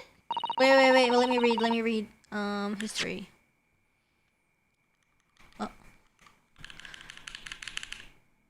Oh. Okay, I didn't know I should done it, but I couldn't live with myself if you're the younger. Okay, not at all. Okay, okay. Yeah, I got it. Yeah, I read that wrong. Woo! It was like, yeah, you know, I'm trying to, yeah, I know she would be in trouble, so I help her out. Something. Honestly, though, I feel just a lot of things are off about this case. It's kind of like I'm supposed to defend this guy, but I just can't really defend him. I can't trust him. You know? All 6 members of the jury consensual in their leaning to a verdict of not guilty?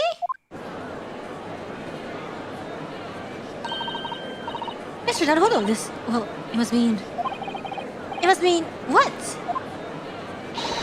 That we're victorious! No, this doesn't seem right!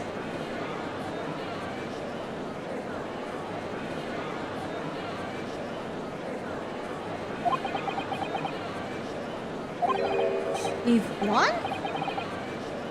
Objection! But who's the culprit? If the sight of my iron healed Wellington offends, pray do forgive the discourtesy.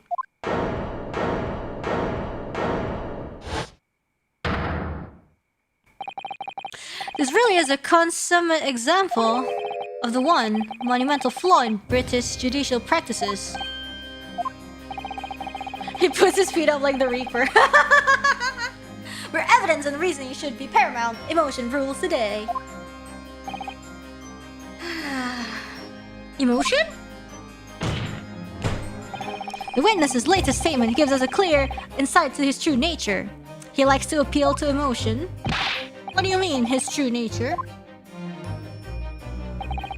Do you really think Scotland Yard would have made such a glaring omission? After the incident, the omnibus was comprehensively searched by officers of the police. Obviously, the interior of this cubbyhole, as the witness put it, was included in their investigation. The compartment under the posterior seat was full of the coachman's belongings. It's noted in black and white here in the police report. Exactly. The evidence has been tampered with. In order to corroborate Mr. McGillet's story, someone has unlawfully removed everything from under the seat. What?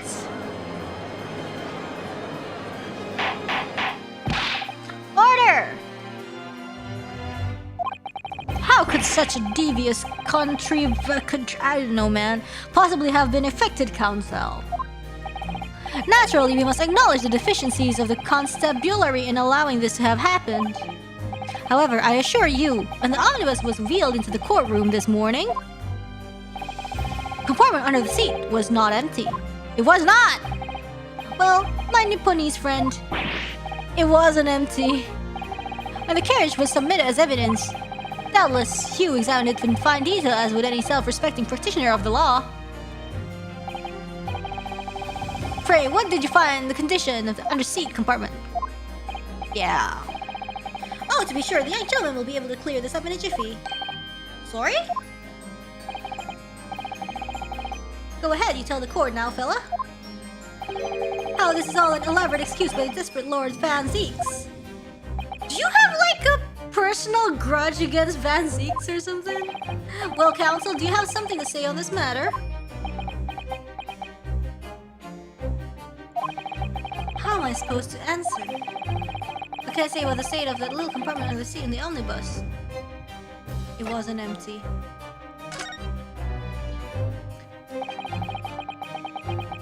Now listen, in an ideal world, The job of the prosecution and the defense is to find the truth. Work together to find the truth. That is, you know, what should happen in an ideal world, alright? But my client, no, if we're gonna, if he, you know, if he's really not guilty, we'll find that you know, in a different way. You know. I really don't know if giving this answer is helping my cause as counsel for the defense. But as far as I remember, at least, when I first examined the compartment, I'm fairly certain there were a number of articles inside it, yes. Ah, are you sure, counsel? The whists. What are you saying now, you daft dot? I thought you were on my side here.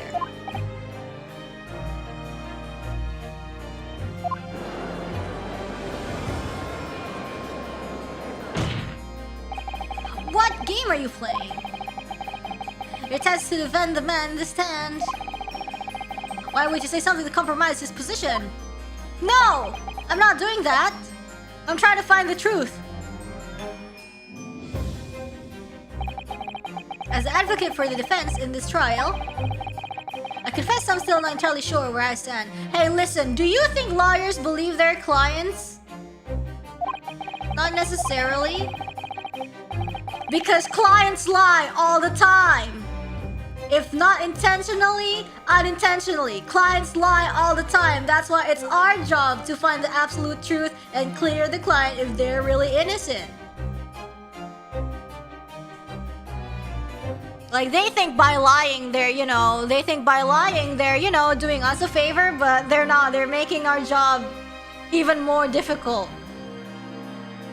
Where's, wait, hold on. Yeah. What game are you playing? As the advocate for the defense in this trial? Interesting.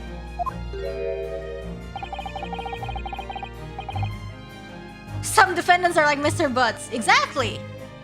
A lot of them, I think. This is not altogether pleasing, fella. I'm simply telling the truth, Mr. McGilded. Well, don't forget that you're supposed to be representing my best interest here, lad. Now then, a fellow's memory is a curious thing and not altogether reliable. No, the court must consider the facts. That there cubbyhole under the seat is as empty as the devil's heart, so it is. Do you think perhaps it would be in your best interest now to admit that you might have been mistaken?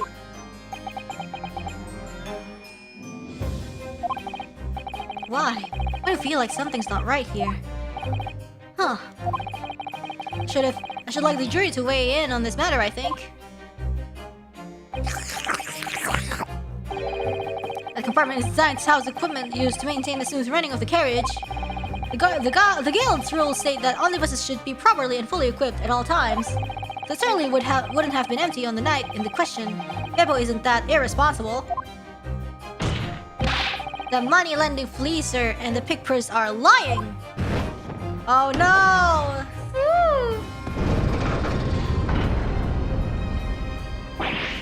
Ah! I can't believe I was nearly taken in. The stinking rich are always stinkers. Nothing but cowards, the lot of them. What? Oh no! It is a trick! Of course it's a trick!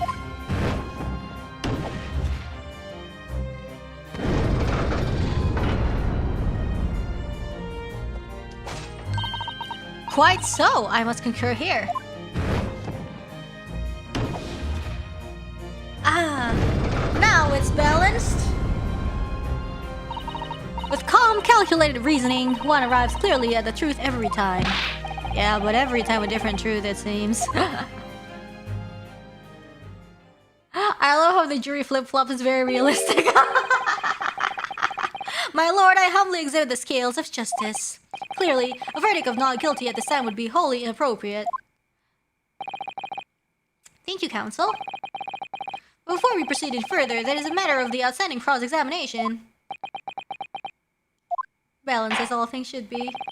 Counsel for the defense, begin your questioning of the witness, please. Yes, my lord. What just happened? The whole balance of the trial just shifted almost beyond recognition. The Reaper of the Valley is at work, it would seem.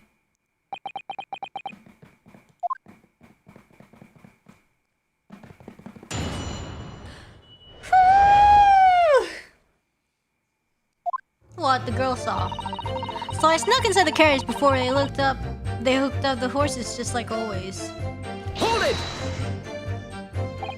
So, you were already in the omnibus before it even set off on its run. So you're the absolute first passenger. Well yeah, I mean, what's the point of spending a joey to make a few bob, eh? That's a wrong idea, ain't it? Okay. I suppose she means there's no point spending money to make money. It actually makes sense. Counsel, may I remind you that this girl is a petty thief? Can't refrain from entertaining her trick 10 nets. Well, that does clear out the little mystery of the fares and all. Well-paid passengers at 5 pence apiece, making the 22 which the cabman testified. And one little scapegrace riding for free. The right cock of a driver always goes for some grub before his last run, see? That's when I slip into the carriage and get myself in under the seat. Nice and easy, right? But your hiding place is a storage compartment. Full of equipment for the coach, no?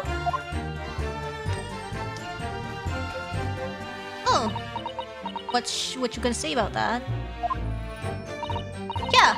There's brushes and buckets and whatnot in there. Sure. I always chuck all that out and cram it in the corner somewhere. No one ever seems to bother much. I see. Man. And yet, according to the report filed by the police officer who first arrived at the scene, the compartment was full of such paraphernalia. Well, I don't know enough about that. Like I said, I moved all that stuff out so I could hide under the seat. That's all I can tell you. Seems we've reached the end of that line of inquiry. Continue. But it was a right old waste of time. I got nothing to show for me troubles that night. Hold it! Okay. A waste of time? Why is that? Well, most nights I'm on my own in the god permit at least some other time. Okay. I beg your pardon? Did you say god pyramid? Oh yeah. Well, that's what my kind call it. You say the omnibus, I suppose. Omnibus? Okay. Point is, any normal run, the carriage ain't got no one in it for a while. Okay. And that's when you come out of your hiding place and get away. Okay. That's it. Only that night. His coat was out on me seat from the start. Oh, oof. And it didn't budge the whole way, did he? Not 1 inch. I was totally stuck. Do you mean to tell us that you were present in the carriage for the duration? You were under the seat the entire time while events unfolded in the enclosed cabin. Yeah. Right, mister? Okay. To be sure. I was as shocked as anyone. You don't expect to lift the cushion you've been sat on and find a child now, do you? So this Mrs. Strahd couldn't possibly be the culprit then? Couldn't possibly. I'll tell you can't see a blind thing in the hiding place. It's pitch in there. Hold it! So you couldn't see out into the cabin at all. Not a job. Most days I push the cushion up with me and look out the crack. But that's impossible today, right? I mean, not today. Last time. I can have a butcher's at who I'm gonna fiddle. I see. Thought you were a pickpocket, not a butcher. I mean, I can have a look. Second under ain't as plush as the other one, I see. Okay, I see. Now I saw a different kind of crowd. Oh no! So most of the time, the passengers plan themselves opposite. But for some reason that night, this here Irishman spent the whole journey right over me head, I see. For that reason, you weren't able to push the cushion up to peek out, I see. Truth is, I ain't too happy in the small dark places. Feels too much like being thrown in the clink. It's the only place to hide in them carriages. It's Austin's choice. Why doesn't she just stick to picking people's pocket in the open then? I'd say there's some reason that she's not letting on, judging from her demeanor. So anyways, I was a bit scared, but I had to just stick it out under there. Nothing else for it. Alright. Whoa! After a while, I hear this loud bang. What sound was that? I mean, if some guy like just dropped on the floor, it shouldn't be that loud, right? Hold it! When you say a loud bang, do you mean the noise of someone falling to the floor? Nah, that didn't happen.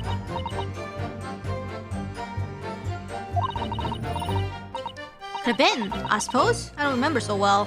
Yeah. I know, never dropped a guy. Point is, maybe jump. And you let out a scream involuntarily. That's right. And then I felt the cushion would be get lighter all of a sudden. Okay. Presumably when the defendant got up in order to help the victim, yes? Or not? It could equally have been the moment the accused stood in order to stab his victim, could it not? Well, girl, did you see what happened at that crucial moment? I think it was like, yeah, I think maybe if it's elevated and it's like thin-ish wood, yeah, it could be. Sure. Yeah, I saw it. What? I pushed at the cushion and had a quick butcher's while I had a chance, didn't I? The Irishman was sitting up the block wall and fallen on the floor in the seat opposite. What? Exactly. How much is Mr. McGillis is accountable? I don't know. You guys are probably working together to be like, hey, if you say this, I'll get the, you know. But then the fellow suddenly turns around and looks right at me. Jumped back down again, but it was too late by then. Should never have risked looking. It's because of that this fellow found me. It helped me get away, mind. Okay, let's go. Hold it! And when Mr. McGill discovered you, he pulled you out from your hiding place. I was scared stiff, I was. Dragged me out and sat me down in the seat and all. Next to the victim, Mr. Mason. Yeah, the bloke had a knife in its guts. He was still bleeding. Oh my gosh. And the carriage lurched a bit, and he ended up falling to me. Oh, how awful. For me, my hands got covered in blood. It made me feel sick as a dog. Yeah, that's what everybody saw. Yeah. After that, I believe you talked with Mr. McKillop for a while. Is that correct? He asked me some stuff. Wanted to know my name and what I was up to and that. Okay. I heard something from up above. Someone screamed. Yes, Mr. Person on the roof deck, one would presume? I didn't want no one seeing me face, so I didn't look up. And the horses were drawn up smartish, and his dear armsman says to me, get back on the seat. I'll see that you can't get away later. Oh. All 6 members of the jury had decided the defendant was innocent. For one brief shining moment, yes. It's clear that they are still very unsure. If we could just find some conclusive piece of evidence among this new testimony, I'm sure it would clinch the verdict we want. Yes, I think you're right. I have this niggling feeling. Something's bothering me. But I just can't quite put my finger on it. So I snuck inside the carriage. Okay.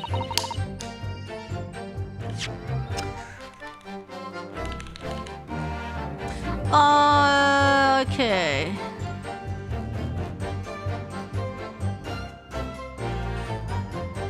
This little carriage lurched a bit. He ended up falling onto me.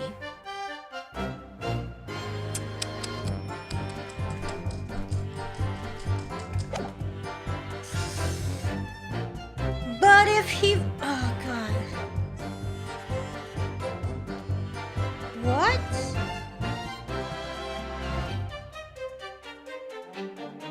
But, okay, listen. So the guy... No, the fact that the dead body fall on her was... okay, let me see. This is so hard to see. The fella suddenly turns around. Okay, we'll pull you from your hiding place next to the victim. Was bleeding. Okay. That's how she got her hands covered in blood. Ah, this is so weird.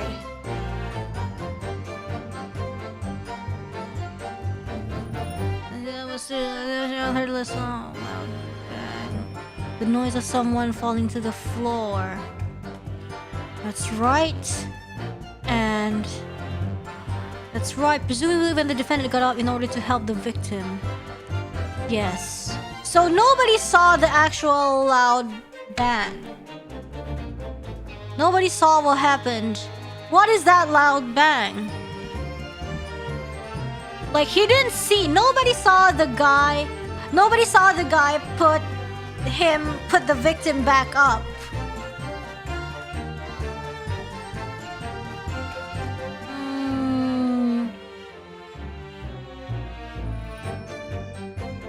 The direction was sitting of the bloke that fallen on the floor in the seat opposite.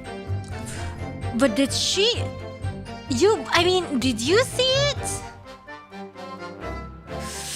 She was sitting up the bloke. So was he on the floor or not? Oh god.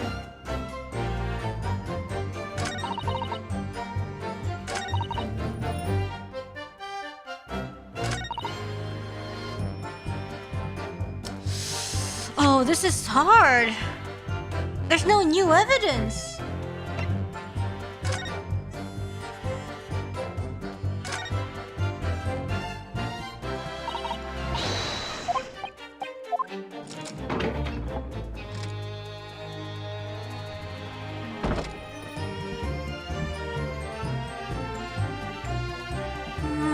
There was a loud bang, but where?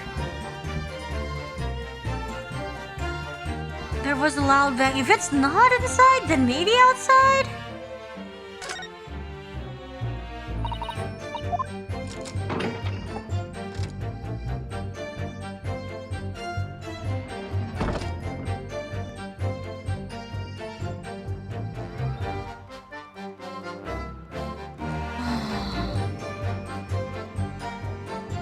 But there's really... I don't see anything. I don't see anything new in the omnibus.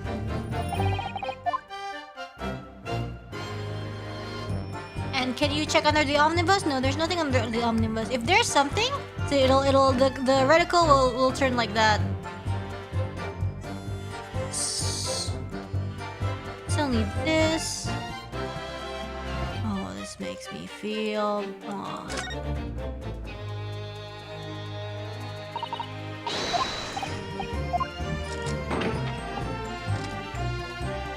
Man.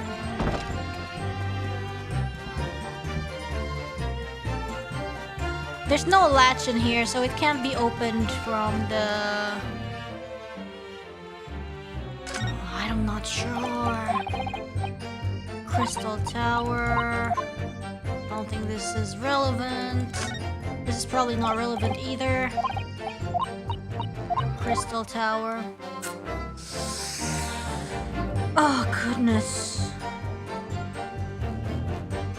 What is it? Like, what? Okay, what is the significance? I know these new evidence is... I know it's planted, but why? Like, the fact that this wasn't there is like...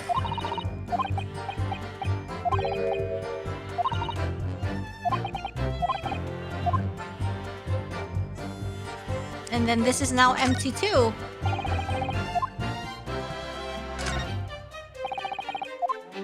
Oh wait, what? Here we go. Yeah, it's empty now. Yeah, look. See right here. Let's check upstairs.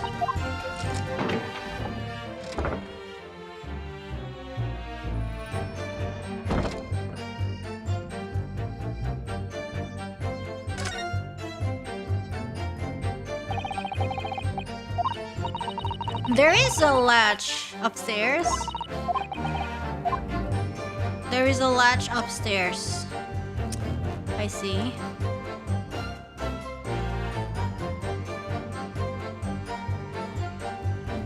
But I don't know if it matters.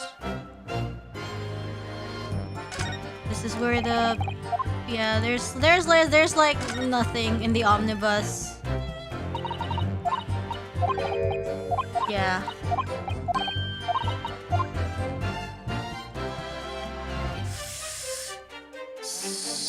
Okay, I don't think that's it. I don't think this is it.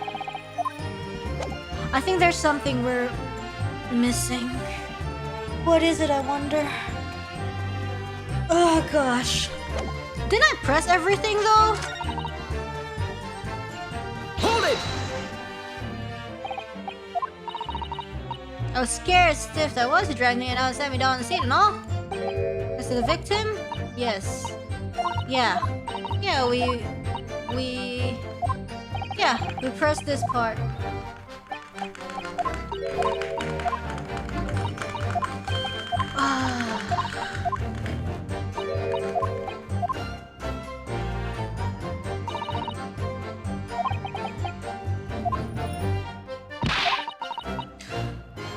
Conclusive evidence among this new testimony.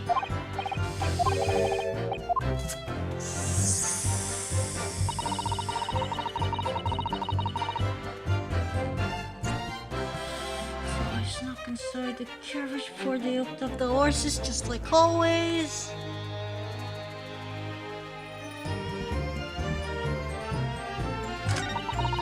It was a ride, a waste of time. I got nothing to show for me troubles that night. You can see a blind thing in the hiding place. It's pitch black here. Heard this loud bang, and scream just came out. It's because he saw found me. He got a big away in mind. So the thing is, the logic is that, remember what happened? After we pressed it, the guy said like, hey, alright, the dead body fell on her, and then the guy's like, hey, okay, I'm gonna help you hide, and so you can like get away later or something. I don't know.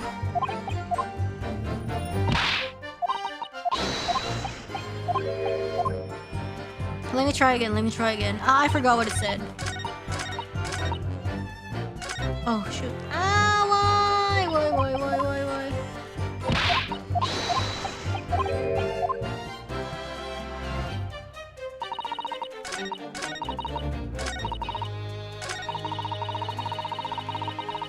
Hold it!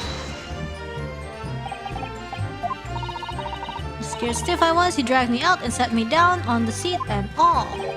Next to the victim, yes. The bloke had a knife in its guts, he was still bleeding. When the carriage lurched a bit, it ended up falling onto me.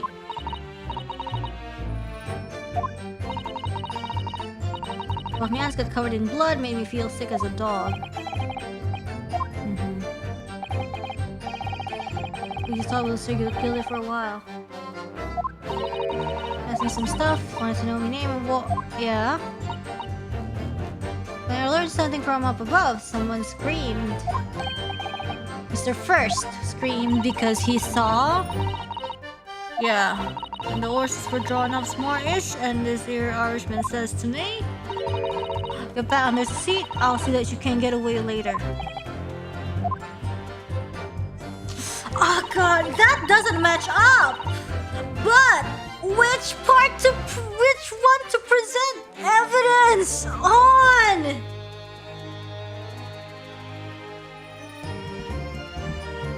Gosh. Everything matched up with not the timeline. I just don't know how to... Where's the right place to present the evidence and how we're gonna do it. The classic Ace Attorney struggle.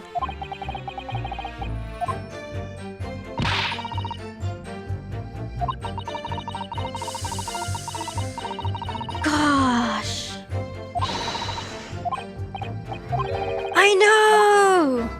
I know, but how do I present this evidence? What is the proper way?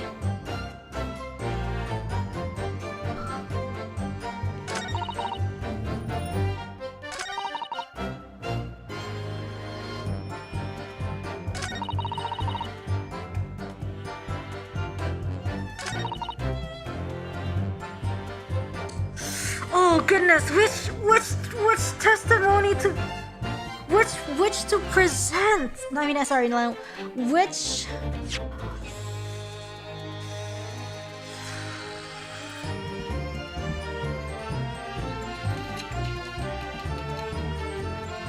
Oh, this is so hard.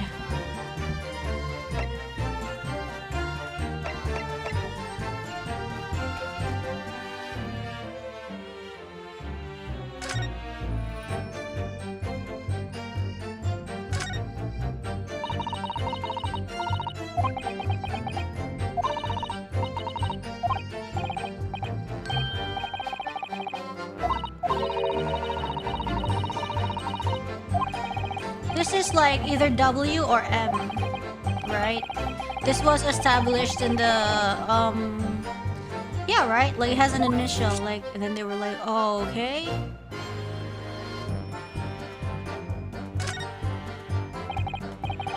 That looks a lot like blood.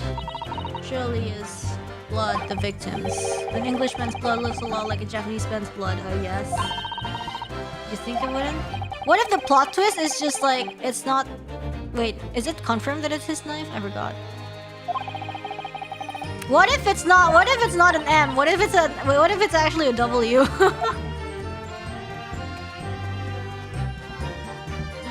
What if it's actually a W?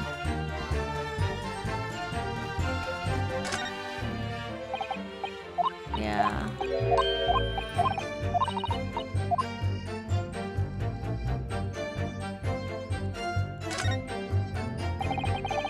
An ornate letter M, undeniably Mr. Magnus's initial. It's beautifully gilded too. It must be very valuable, I should think. What is it? Look at this M. You turn it upside down, it becomes a. Come on! Are you serious? Yes, this is one of those, you know, turnabout cases. I'm sure of it. I'm afraid I don't know at all. What I'm sure of is that this is an M.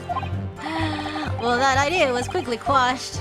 Aw, so sad. Are you sure it's not a W? There's nothing else we can see from this knife, I guess. Whatever. Wagner's were gilded.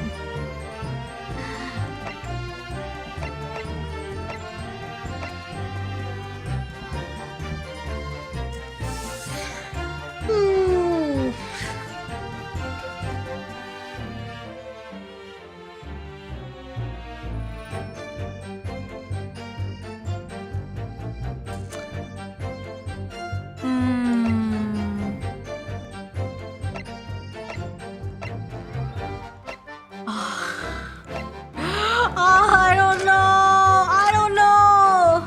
I'm really having trouble. I know what is going on. I just don't know the correct steps to make the game accept my logic.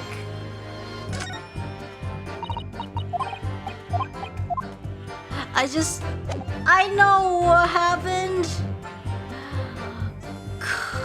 It's M stands for murder.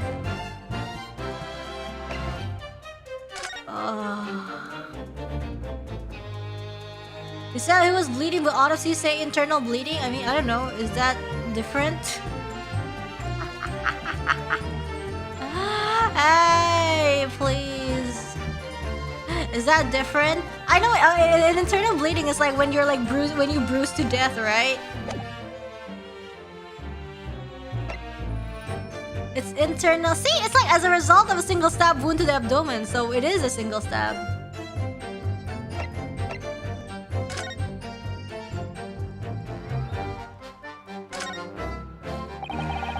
It's definitely blood, isn't it?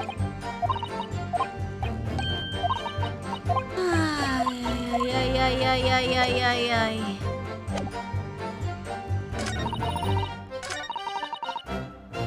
Hold it! I don't know. I was scared stiff. I'm so frustrated.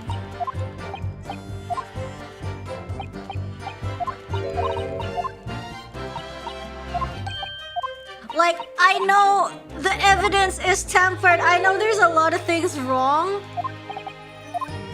I know there's a lot of things wrong, but I just don't know which evidence to present in which statement.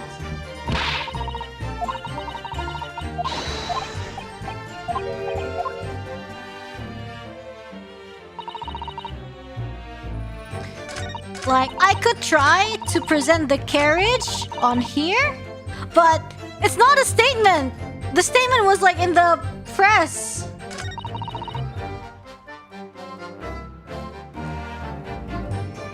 If you know what's going on, can you explain to us from the start? Sure.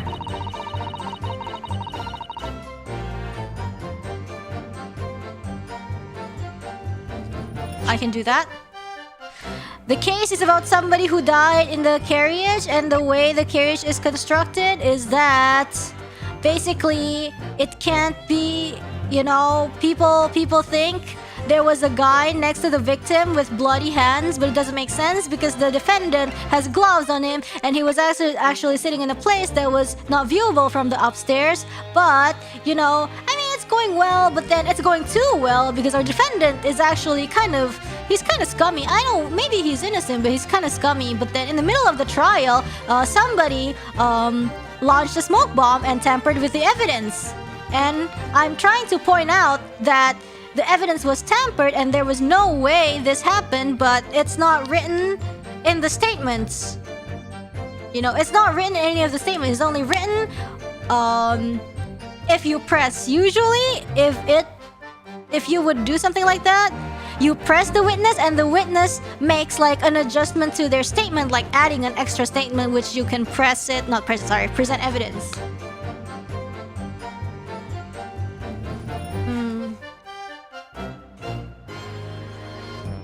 Yeah.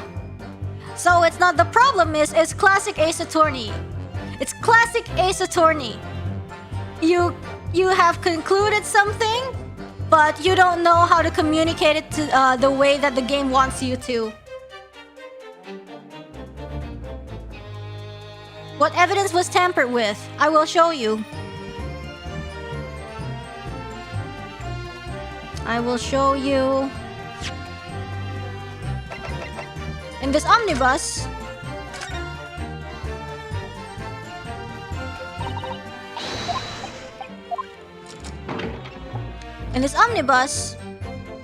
I mean, it was already enough to prove that not enough, but it's like, hey, our guy's probably innocent, but this wasn't here. This is like very fresh blood. It wasn't there when we inspected this omnibus before the smoke bomb incident. And this has something.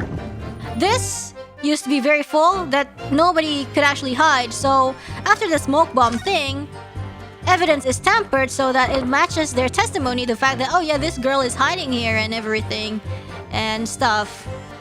And it's really obvious that this is tampered, but it's like, what is the next step? Where do I present that certain inconsistency?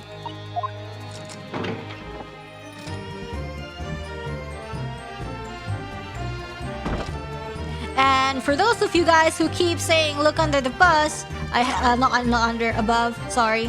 This is what happens when you look over the bus. This was used in a previous argument to prove that you can't see everything in the inside of part of the bus because your view is obstructed and you cannot see anybody who is possibly sitting on the back seat. This is what it is for. The fact that there is a latch on the top side, we can't do anything with it as of now.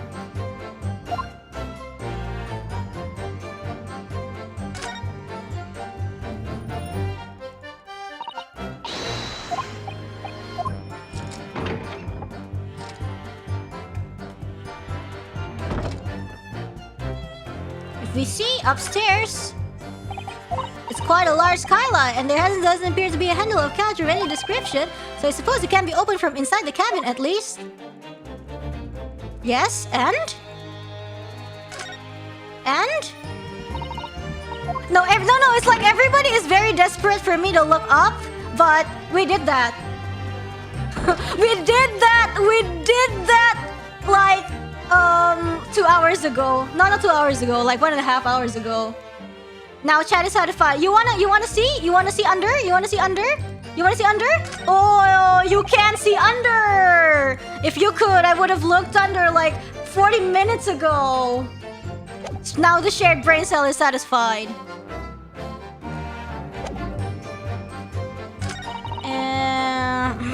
I don't know.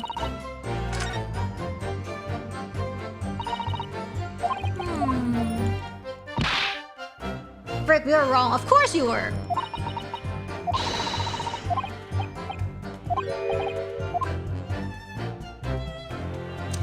Where is that wonder?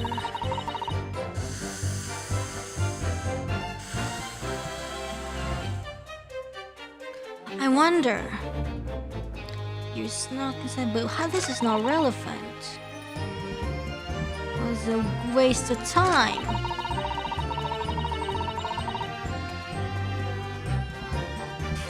She says she got blonde hair, but she's clean though. Like, I don't know, maybe she washed her hands on the way home. Dang.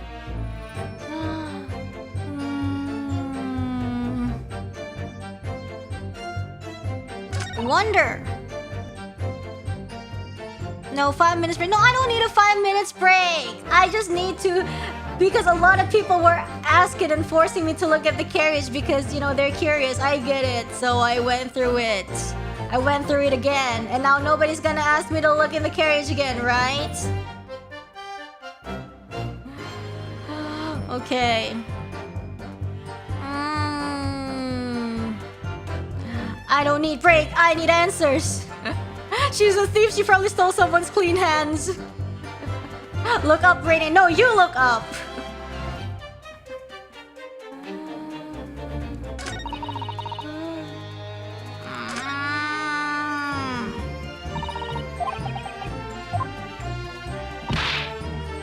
It's clear that they are still very unsure. If you want me to check the carriage, no. Check it yourself. You get the game downstairs. No, in the description there's the link to the game. Yeah, you can get the game and look all you want in the carriage. Will be very satisfying. It's a good game, by the way. I'm just struggling right now. Get the game. It's worth it.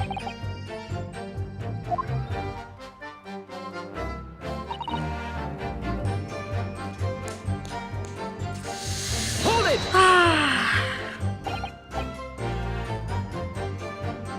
You're already in the omnibus before we even set off on this run.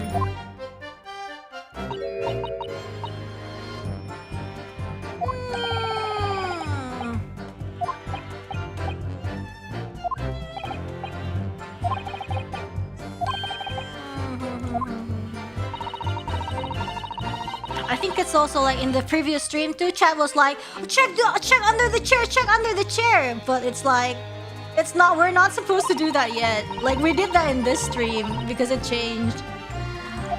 But yeah.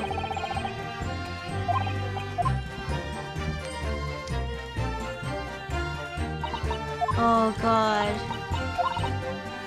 Okay. I need advice. I need advice first from somebody who has actually played. Is this a press all statements thing? Which I think I have pressed everything. Or is this an evidence section? Because I thought I pressed everything and I'm gonna do it again.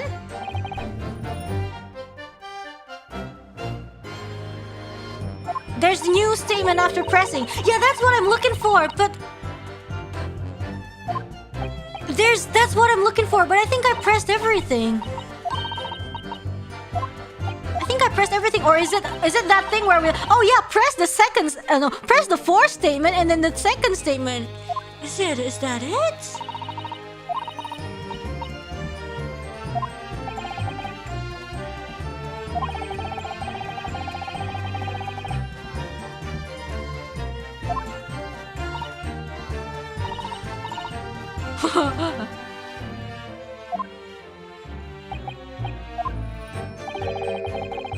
Press statement on our fourth sentence. I was training the ears to work out what was going on. What I could hear was snoring. It was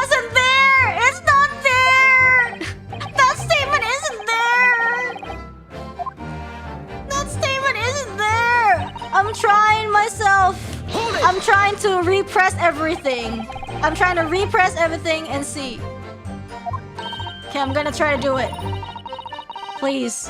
Please appear. Please manifest the extra statement in which I can somehow present evidence. Oh my gosh.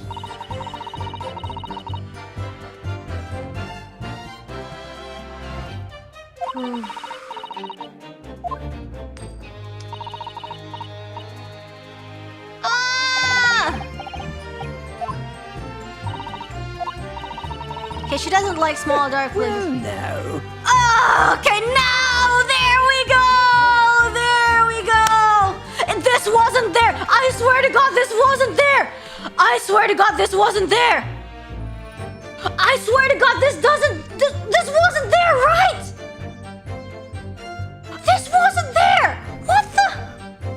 What? Excuse me. Oh, you have to press this 2 times? Yeah, that's what I did! What?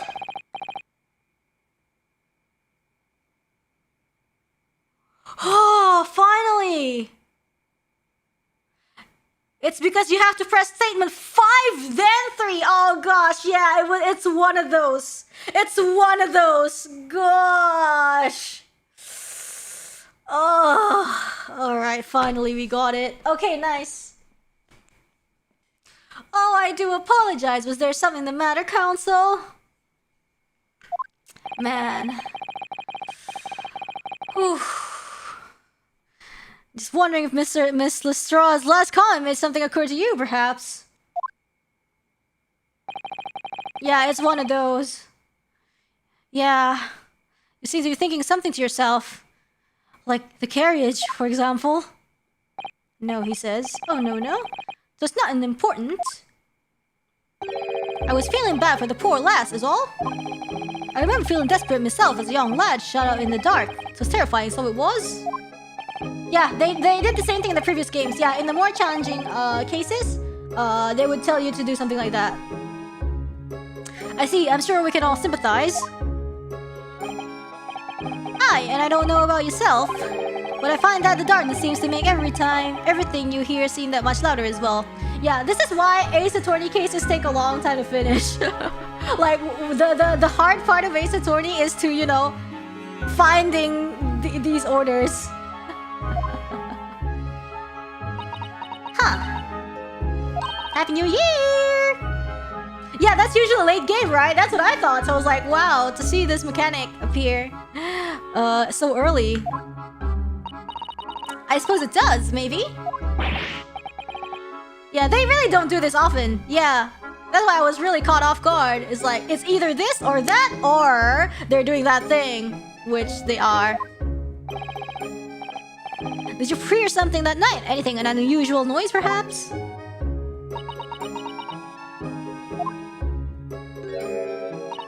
Nah, not really. All I could hear was the Irishman snoring. Oh, yes! Oh!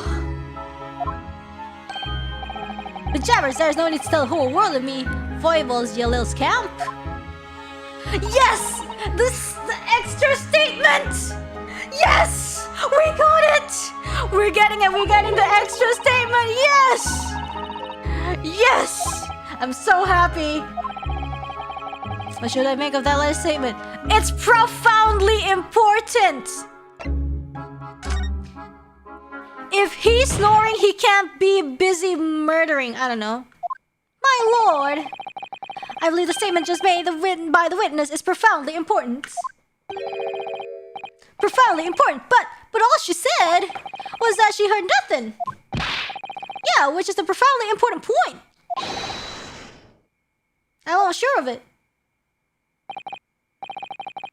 I'm almost sure that I don't understand the inner workings of her Eastern mind. Eastern mind, nevertheless. What if he can murder while snoring? What if he sleepwalks? And sleep kills. Miss Gina Lestrade, you will supplement your formal testimony by repeating that last statement, please. What? Supplement? What are you on about? Don't Don't give me all your fancy talk. I know what you're trying to do. Well, it won't work on me. Okay. That's right. Insult the judge. Always a good move. Okay, cool. I was straining my ears to work out what was going on, but I could hear was snoring. This was before... Okay. Snoring. Okay, let's press it. Gina is so relatable. What are these fancy words exactly? So you were strained to hear what was happening the entire time? Since the moment you hid yourself? Not exactly, no. Someway? Well, there was no one in the cabin to start with. Ooh! I could just push the cushion up and have a butcher's to see what was what. Okay. I bet you Gina says Tuesday in it. Gina is the true woman of the people. Exactly. But then, when I saw this fellow getting on, got me head down so he didn't notice me. Okay. And Mr. McGill is out on the seat under which you were hiding, correct? Yeah! Driving an EV, eh? What mug, I see. So then all I could do was listen. I was waiting to jump out there as soon as I heard, leave, see? Okay. But would he? Not likely. Even though we stopped here and there, I never heard the door open. So we just had to stay put and listen to him driving his pigs to market. Snoring like an old dog he was. What?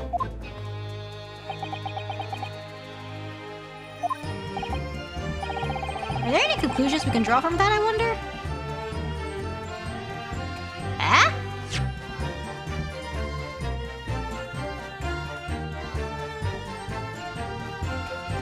My Eastern mind cannot comprehend this. I'm sorry, guys. Hold on. No in the cabin. I would just push it up. Then on got me down so it didn't notice me, and Mr. Gillis on the seat under which you were hiding. Yeah. Well, listen. I was waiting to jump out, but would he? Not likely. Even though we stopped here and there, I never heard the door open. I just had to stay put and listen to him driving his pigs to market, snoring like an old dog he was. So he kept sleeping. He kept sleeping.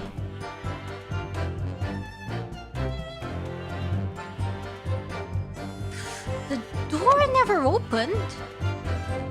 So everybody was there? From the start? What? I don't understand. Doesn't add up. Miss Lestrade, what you have just told the court? It's clearly at odds with the facts. What? At odds? Are you sure, man? Absolutely. It seems my learned Nipponese friend is not as dull-witted as I feared. Oh, you're acknowledging my big brainy? So Van Ziggs realized it too.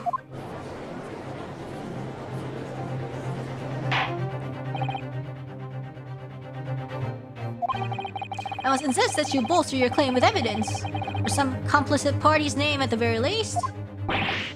Yes, my lord. I expect you to demonstrate this alleged contradiction to the court. According to Miss Lestrade, whether while she was hiding in the omnibus that night, she heard nothing but the sound of Mr. McGillis snoring. But think, you know, think. There's something else she should have heard.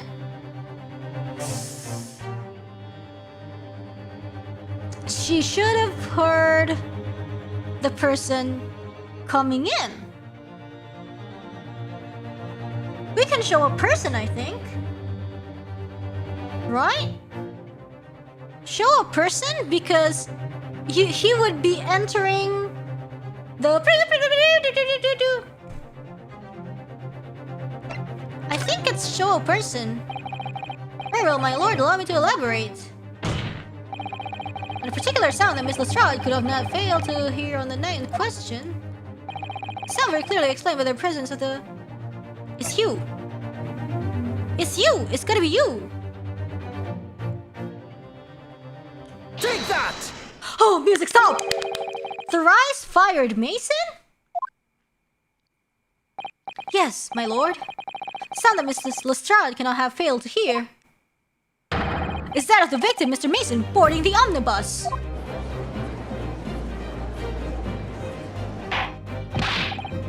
Order! Explain your reasoning, counsel.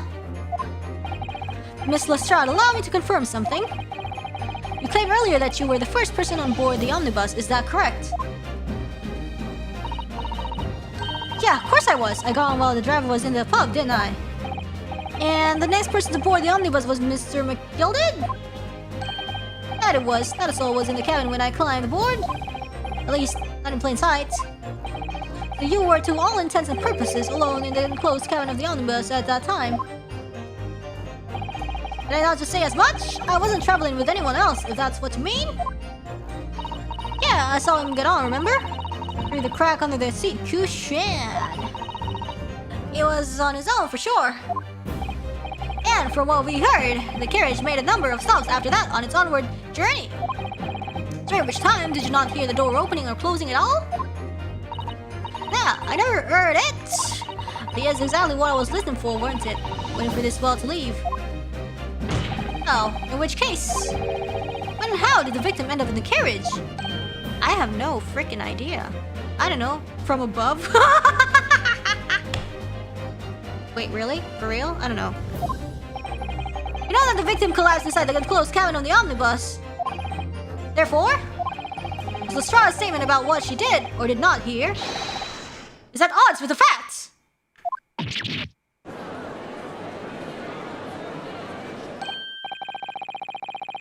Yes, this petty thief's statement was clearly flawed.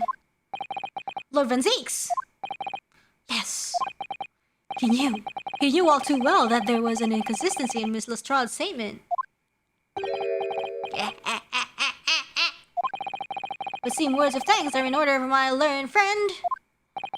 What are you talking about? I think I might know what happened. I think I might know what happened, but let's just see through it. You have demonstrated matters impeccably. This witness and her colorful statements are entirely unreliable. Her words are convenient untruth, nothing more.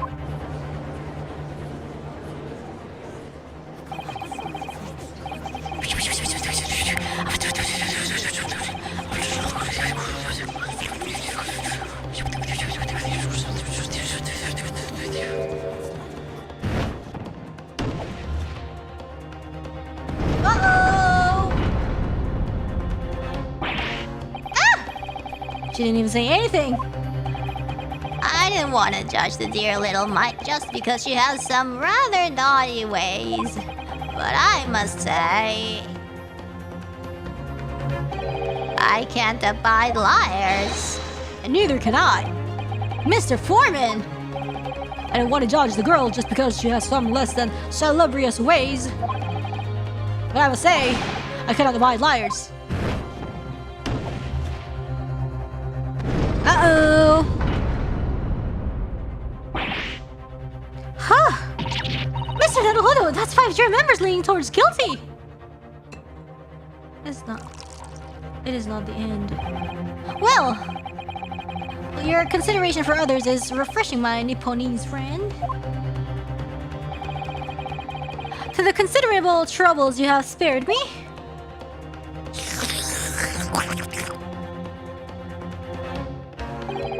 Yes, very refreshing. Okay. What are you playing at? Have you forgotten who you're looking for, you useless Eastern Amajan? This is carnage. It's perfect.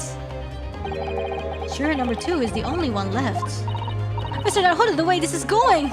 I know, if we can't find some new way to convince everyone of Mr. McGillet's innocence, the judge will rule and will have lost. I very much wanted to believe the words of one of London's most respected gentlemen, but those of us in service know we must accept hard truths. Hold No! it! What? Oh, hold it?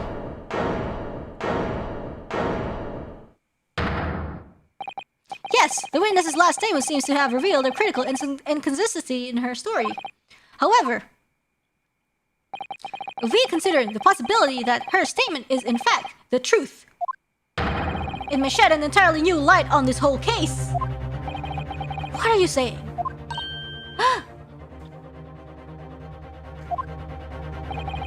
Counsel! I'm sorry, sir? Whatever do you mean? Counsel, I will not tolerate you attempting to prorogue my adjudication. I don't know, man. Explain yourself at once. When the accused boarded the omnibus on the night in question, the victim was nowhere to be seen. Subsequently, the carriage door was not heard opening a single time, as testified by the witness in the stand. And yet the victim's body was found inside the carriage. If this petty thief's words are to be believed, how do you explain the victim's miraculous appearance inside the cabin of the omnibus?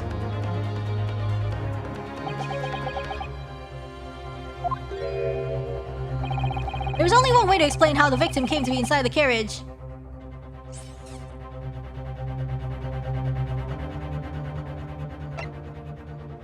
Dude, I don't know!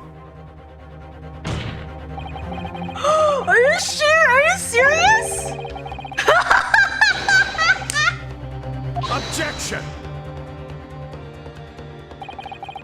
I wonder what new fancy you would come up with in your blind panic. But behold, the omnibus is here for all to see.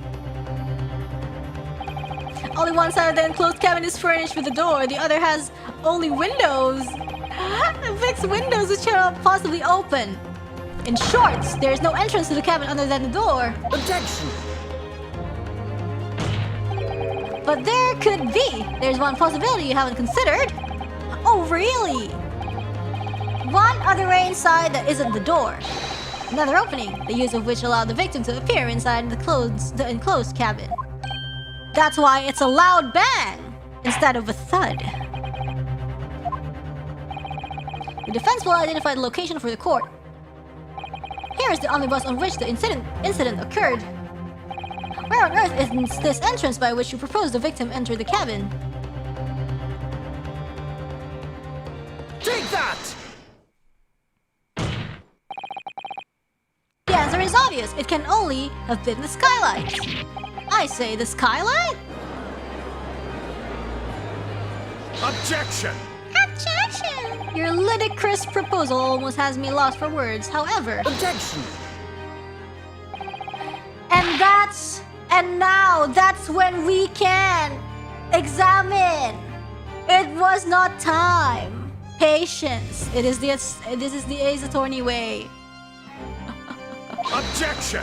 That's why it's very common to say, for me to say, or like other people who say something like, I know what happened, but I don't know how to make the game accept it. Because to reveal things, you have to go in a very systematic way. But do you have a shred of evidence to support your addle-brained theory?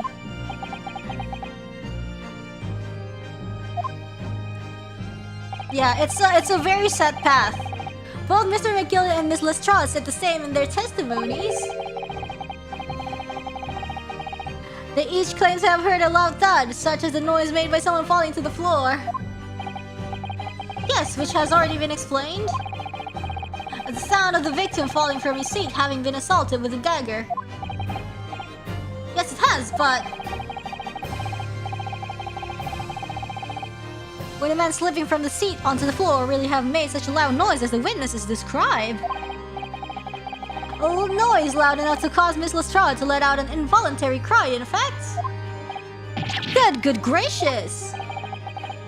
Perhaps, in fact, that was the moment that the victim made his entrance into the cabin. No, let me rephrase that. The victim didn't enter the cabin as such. You fell into it. Objection! You're now suggesting that the victim fell from the skylight into the cabin?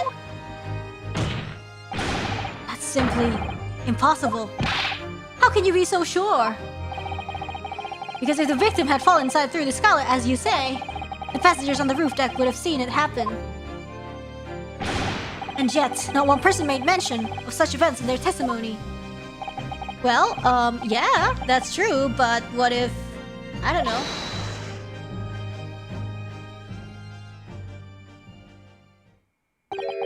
Might a humble fella make a wee comment here?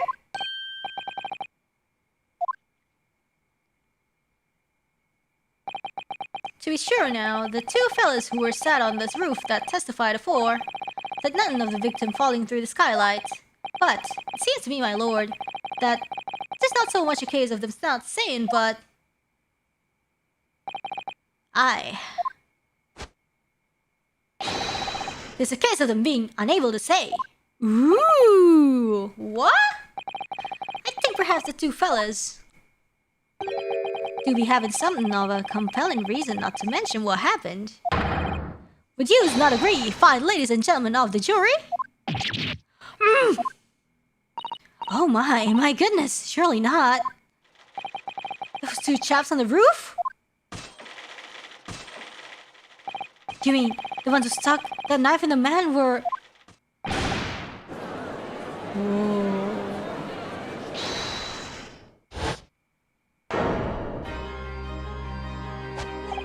Just what exactly are you insinuating here, you blitherer? Why are you running like a horse? Your runner, he said your runner. What are you insinuating? This is a flaming outrage. I've got a good mind to give you a blinker in a minute. I'll give you a shiner in a minute, he said. And so will I. It's a fair play. You're effectively accusing me, a city gentleman and well-respected banker. And me, a very angry hatter. Suggesting that someone like me could have stabbed that man in the guts. It's a disgrace. It's scandalous. It's teething time. I protest in the strongest possible terms.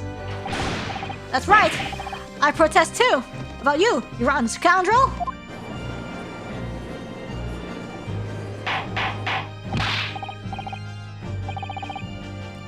Order! This is not the time, witnesses! I will not permit this wanton invasion of the stand. Return to the anteroom at once. But this is beyond reason, my lord. It's outrageous. It's very hurtful, you know? My lord, if I may comment, I don't know. Go ahead, Lord Van Zeeks. It was the defense that incited this outburst from the witnesses. My learned friend has seen fit to abandon all protocol and accuse the witnesses without proof. Accuse? I never intended to. It seems, young Nipponese, that your command of the English tongue is wanting. You propose to this court that the victim fell through the skylight from the roof deck of the omnibus. That hypothesis cannot possibly stand without the rooftop passengers being aware of the events. You have branded these gentlemen liars. You have intimated their criminal guilt. What? In our British court's law, that is what is termed a baseless accusation.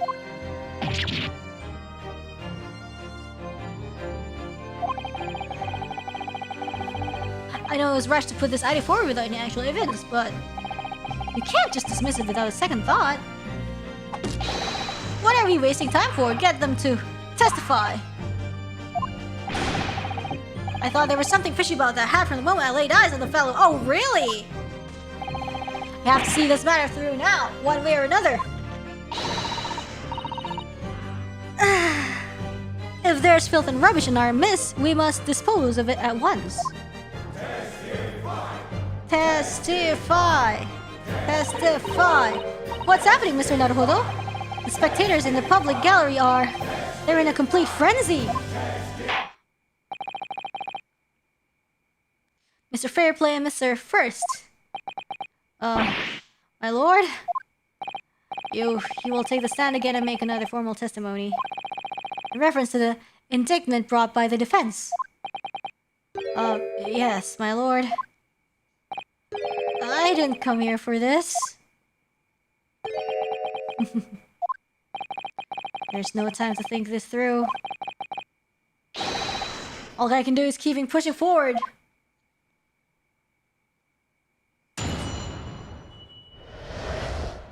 Okay. We were the only two people up on that roof deck, dead or alive. I can swear to that. Okay. If anything had happened where we were sitting, I don't you think one or the other of us would have noticed? In any case, neither of us know the first thing about the victim. We had no reason to kill the man. The skylight was shut the entire time, I tell you. We couldn't possibly have opened it. If you're so sure the victim fell through the skylight, where's your proof?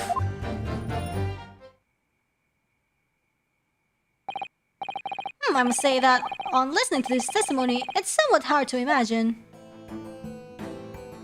How either witness could have performed any malevolent act on this open rooftop deck, without the other noticing forthwith. Maybe they were working together, I have no idea. That's right, you see? You're innocent, I tell you! Although logically, of course, the argument falls down if the two of you were in collusion with one another. What? Eh? According to investigations by Scotland Yard, the two witnesses share no common dealings. Well, I don't trust coppers any more than I trust the stinking rich. Something doesn't feel right here. The trial is going in our favor, really? So why do I feel so uneasy? A lot of things make us uneasy in this trial, really. Counsel for the defense, over to you. Your cross-examination, please. Oh, yes, my lord.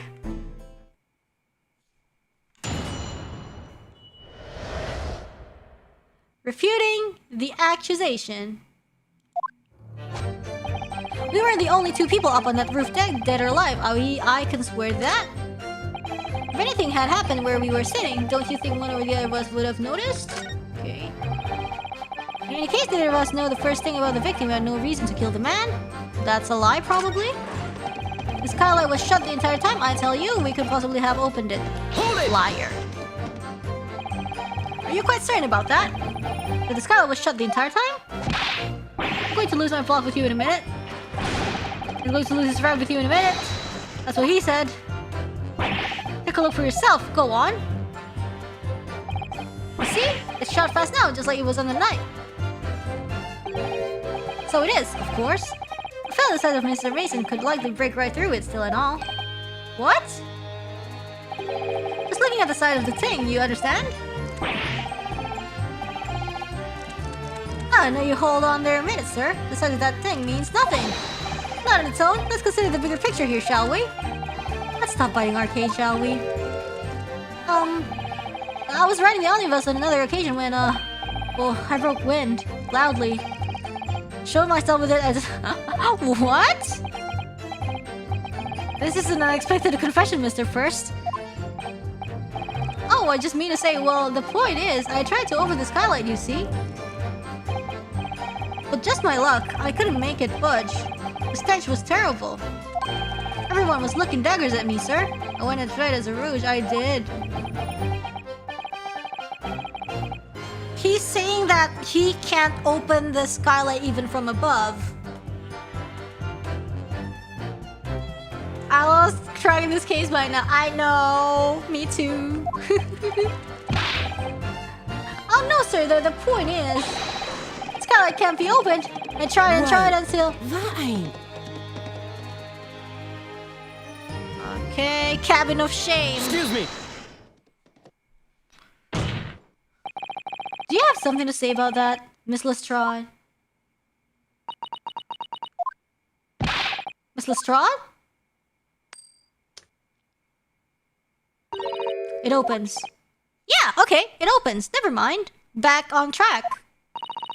The skylight. This is what we're talking about, right? Hey, stop.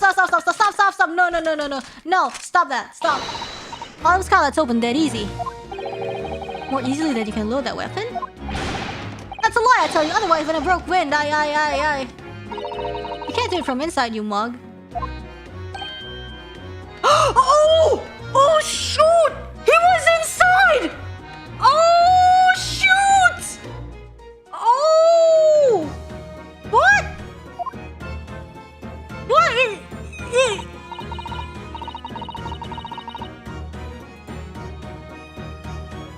What?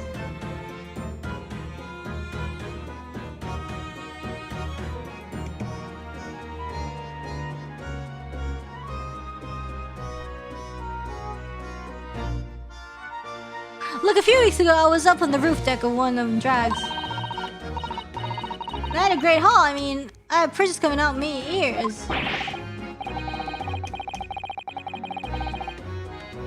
This is not the form to be eulogising on the subject of recurring activities. Well, anyway, I had a bit of scare. I lifted the last bloke's purse. Got wise to me. Wait, let me... Wait, so when did that happen? Hold on.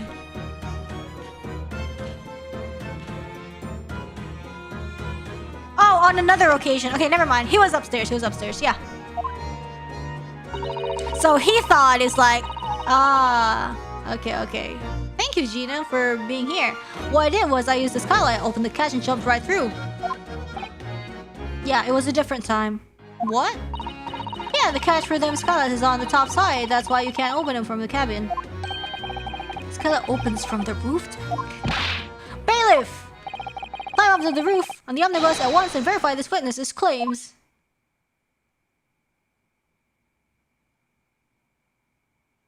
Yeah, he thought that it couldn't be opened from either side, or he did it and tried to, you know, I don't know. Oh, my hat!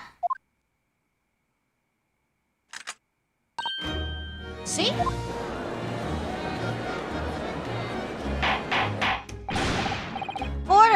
Order! So it appears that the street girl's statement is quite true.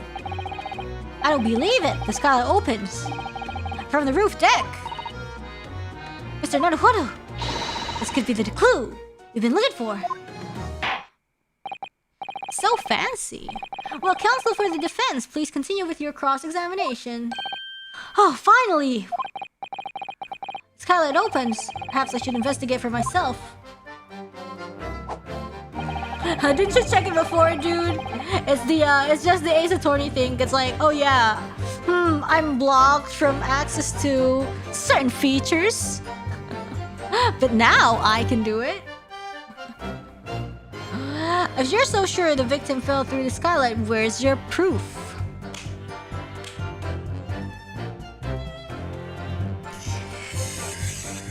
Is it too early to present? I think I want to press first. Proof! That's right. I demand to hear it. Like the earrings in the last case, exactly. We came here to say what we saw, I tell you, not for this. But you call us both sirs, I don't know, brand us as criminals. You call us liars, that's what he means, and accuse us of doing it. As it stands at the moment,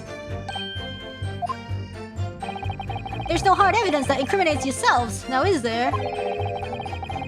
I believe we're in much the same position as one another here, okay? Huh? Scheißer. Okay. If I don't crack this case soon, he'll crack his teeth. I wonder if these two men really were involved in some way. I couldn't say, I mean, I don't really know anything about them, do I? I don't know why, but I want to see the Reine dance like first. Okay, 3D Reine, guys. That's why we hope for 3D Reine to come soon. Although by the same token, I don't really know anything about Mr. McGillit either. I think we should try to remember that it's evidence alone that can truly determine the outcome of a trial. Evidence! No one can argue against decisive evidence, including the members of the jury. But you're saying that what we need now is to find a conclusive piece of evidence. Yes, Mr. Naruhodo, precisely. You are the only two people up in that roof deck that are alive, I can swear to that. If anything had happened where we were sitting, don't you think one of them... Hold it! Well, it was on the final run of the omnibus at past 10 o'clock in the evening. It would certainly have been quite dark. Perhaps too dark to see clearly? Is this some kind of a lark? Is this some kind of a joke, he said. I love how you're just like translating. Or perhaps one or the other of you fell asleep briefly? Are you fair dinkum, sir? Are you serious, sir? That's what he said. It is impossible, I tell you. I'd give you the keys to the vault if you could fall asleep in the bitter cold. You did manage that your eyelids would freeze shut and you'd never open them again. Oof, okay. That's extreme. Extreme, I tell you, and we had to put with it because this man had locked the door. And the true gem would have unlocked it and let me in when I knocked. I'm dreadfully sorry about that, young fella. But you see, I was away with the fairies and I didn't hear you at all. That's a lie. I saw you through the glass. You were talking to someone. I was talking to the girl. People do be seeing things that aren't real in the cold. It's hardly surprising. Seeing things? Seeing things? I believe we have reached an impasse here on this particular point. Oh, you. Don't take it personally now, lad. If I'm a suspect in this case, then it's only fair that you and the other fiend are here too. Only the free competition is what a capitalist society is all about. This isn't a competition I should like to be involved in, so who did he talk to?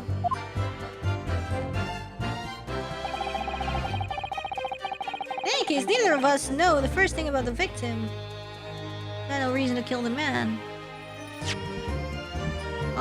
Let's check out the omnibus again. So what goes on when we, what happens if we do this now? Still nothing? It was fastened shut before. Yeah, okay, new dialogue. But now the catch has been undone, we should be able to open it. Now we open it! It wasn't time, guys! Ah, oh, damn! Look at that. You can certainly see inside the carriage through this opening, that's for sure. And there's a lamp in the enclosed... Wait, no, that's not what I wanted to see, guys. What? Not that! Now the omnibus can finally be aired out. Okay, listen. Okay, whoa, okay. Are you serious? I have to pay money to do so?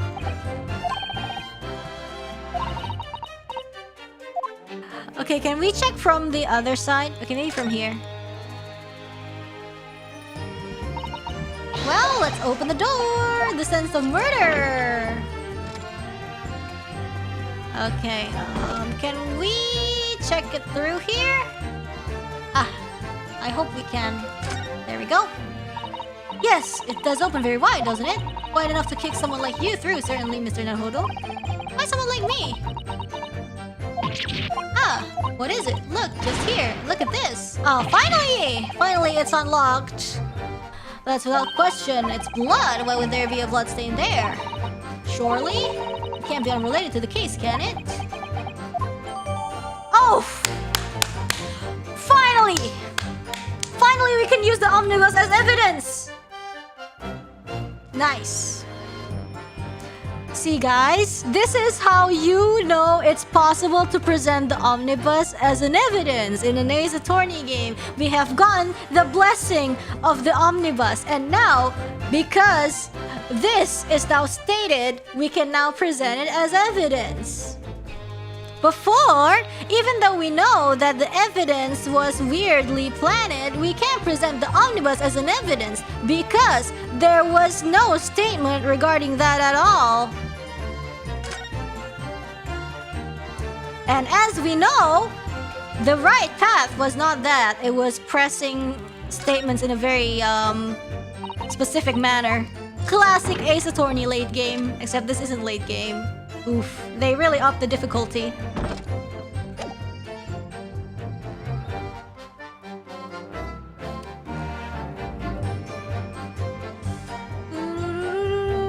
The evidence has given its consent. Okay.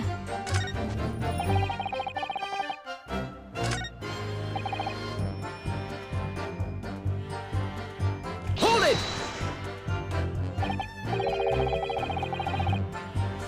Makes you wonder what they plan to make late game harder if they introduce this now. Exactly. I'm so scared. I am terrified right now.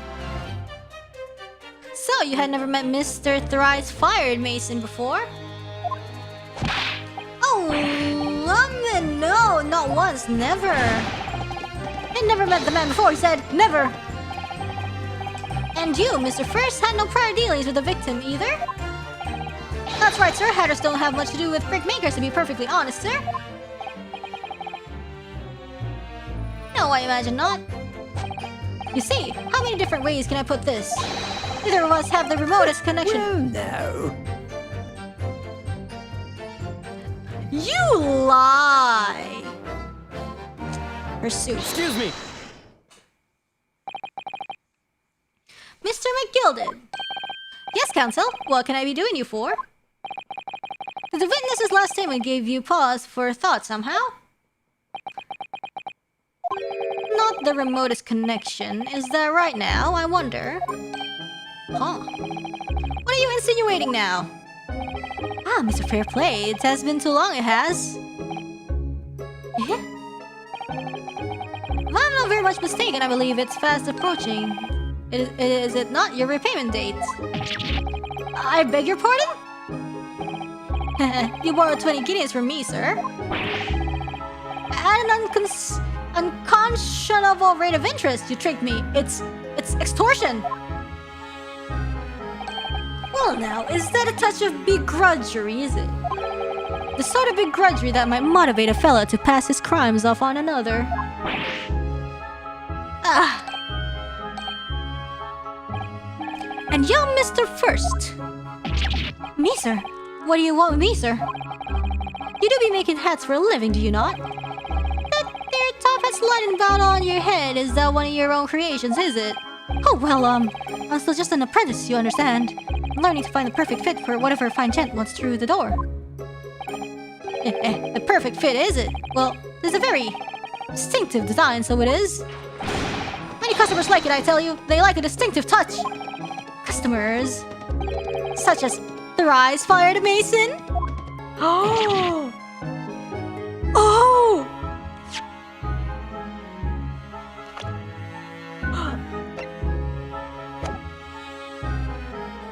Look at his hat!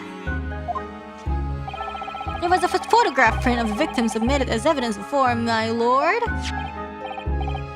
Oh, this, you mean? Can't help thinking that the poor fella's hat looks distinctly familiar, wouldn't you say? Oh! That's one of my hats! Aye, that it is, so it would seem the brick maker was a customer of yours. The sort of customer I'd wager you could have had a wee quarrel with over the distinctiveness of the goods. Oh no, sir, absolutely not, sir. Well, there's really nothing more to add. It wouldn't be right to say that the two fellas here have the remotest connection to the victim, you see. But I mean, this is good, though. Like, we're putting the truth out there. I rest my case. First lighting hat makes me really uncomfortable. Me too! It's like, it makes me so... It makes me so... You little weasel! He's better at this than I am. Gosh, Mr. McGillen has certainly been through in his research, hasn't he? Please don't let little interruptions hold of the proceedings. Skylight was shut the entire time, I tell you. You couldn't possibly have opened it.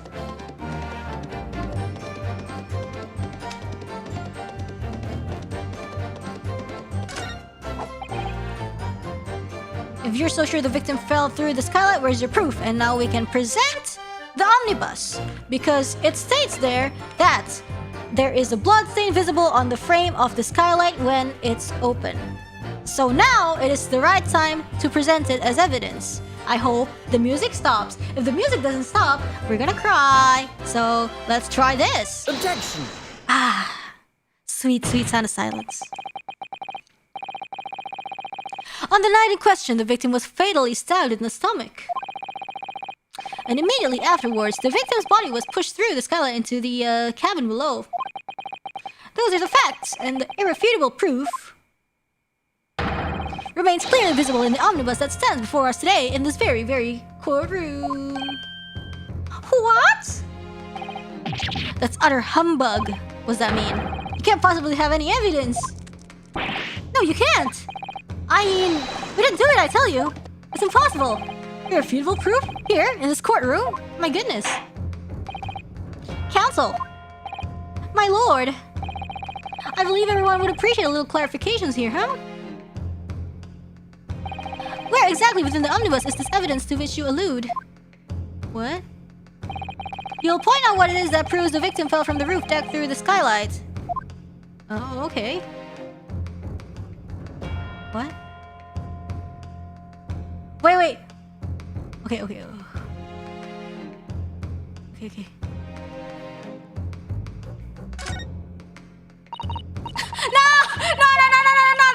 I want to present! Why someone like me? Ah, what is it?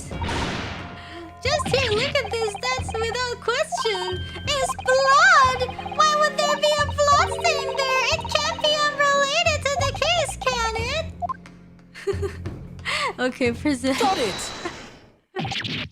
But Jupiter, is that blood? Ah! This bloodstain proves two things. Firstly, when the incident occurred, the skylight of the omnibus was open. What? And secondly, the victim was already bleeding when he fell through the opening. Oh my! And so it follows that Mr. McGilded, who was inside the enclosed cabin himself at the time, cannot possibly be guilty of this crime. Dead-end! No!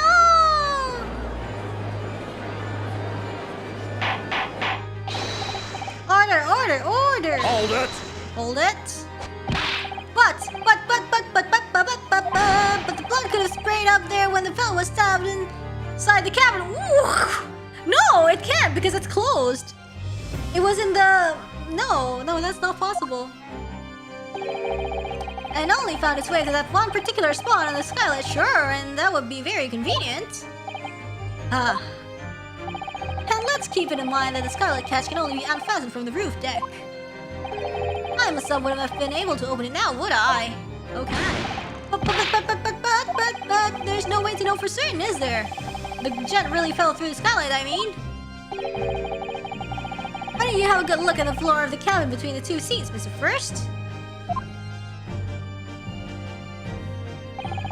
It's all too plain, if you see. There's the aftermath that shows the poor fellow dropped from fair height right there, so it is. So I think what happened is that, I don't know, but this McGilded guy really wants them guilty. Yeah. Like, the fact that he's like withholding like this information and like trying to explain it in the last minute, like even if they actually like did it, this McGilded guy really wants them destroyed. Because he went through the extra lengths to make sure that they get it. Hold it! My fellow jury members, I think we can all agree that this is clear proof of the defendant's innocence, can't we? I believe we can, yes sir. It's clear to me now where the filthy rubbish can be found in this courtroom. So, they thought they could pull the wool over my eyes, did they?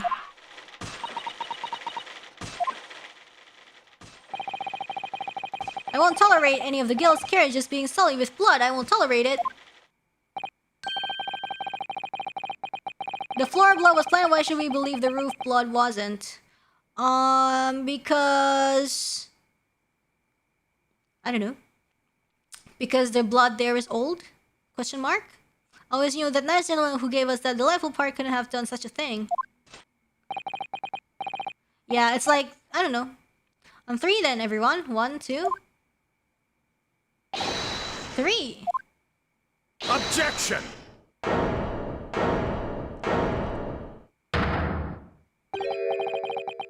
Yeah. A chilling performance, Mr. McGilded. But you planted all the evidence. A bloodstain on the frame of the skylight? Such evidence is null and void. What? Why? Because it's fake! For one extremely simple reason. That smear of blood never existed. Objection! What are you talking about?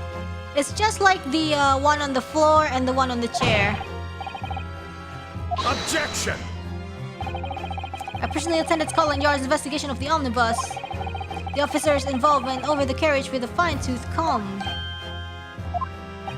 So I can't say with absolute surety no such smear of blood exists in the carriage. At least, not until this trial began. Not until the smoke bomb, I think. Yeah, so apparently, like, it's not only the floor and the chair, but that one on top was also, tampered. I guess the blood looks fresh. Compared to the blood on the knife and the, you know. Fabricated, my lord? Yes, and while this court has been in session... What?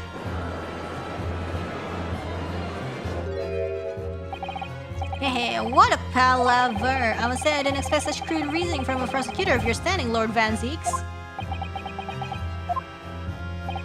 But I'm Magnus McGilded, a fellow known all over the capital for his fine contributions to public life. And I don't take kindly to slander, and I'll fight it to the bitter end. Even if it's a rolling off the tongue of the Reaper of the Bailey. Mr. McGilded, I realize that this is your first appearance in court as the accused.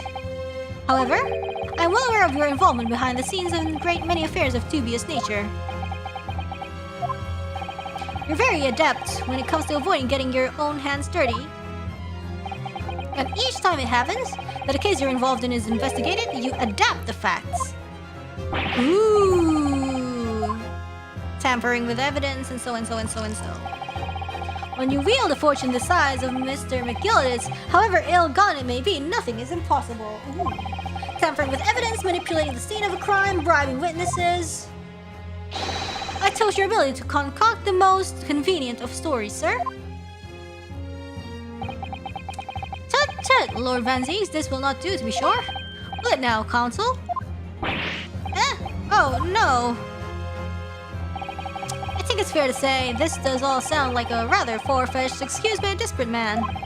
The blood on the scarlet didn't exist, you say? What? If you will all cast your minds back, is it not true that the omnibus there has been in the courtroom the entire time? How could anyone possibly have put a smear of blood in it without the world and his wife seeing? Isn't that right now, counsel? The smoke bomb. It's true. The omnibus has been in full view the entire time that court has been in session. My learned friend. Here's to hearing your opinion on this matter, in your own words. As you wish. Could someone have tampered with the omnibus during the trial? If you're asking me, I think it could have been possible.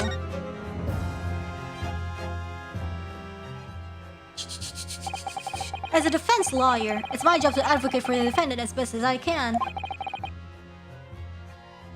But still, I feel as though there's something even more important at stake here. There is no evidence to suggest that the defendant did as my learned friend suggests. However, in terms of having the opportunity to carry out the alleged tampering, there is one possibility. Oh! Good gracious! Explain yourself, counsel!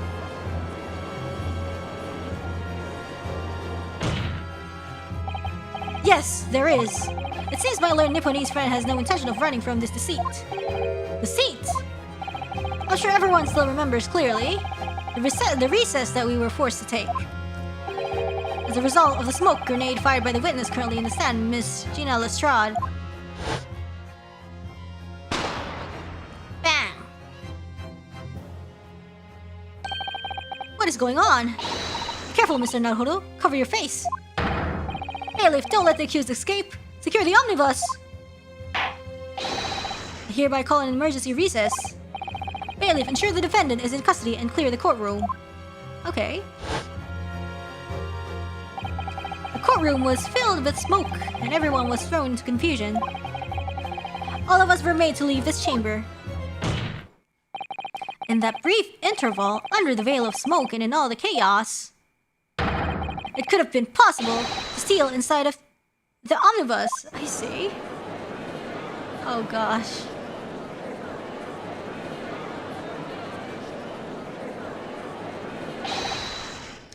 Are you Vice? What are you trying to pull? You rotten feckless gouger? Feckless? You're supposed to be defending me! This is a wicked plot! This is a plot to undermine me, so it is! Objection! Whatever you think this is, it changes nothing. The facts are the same. Okay. After this courtroom was evacuated earlier as a result of the smoke grenade, a number of inconsistencies materialized in relation to the omnibus. Inconsistencies such as... To start with, storage compartment underneath the rear passenger seat. Oh, he knew all along! When the police investigated the omnibus, this compartment was full of the driver's items. Secondly, we have the smear of blood on the edge of the skylight. I have said, that was not present at the start of the trial this morning. Unfortunately, Lord Van Zeeks, no one is able to corroborate your claims. Unless... The omnibus was first wheeled out, but the storage compartment and the skylight were shut.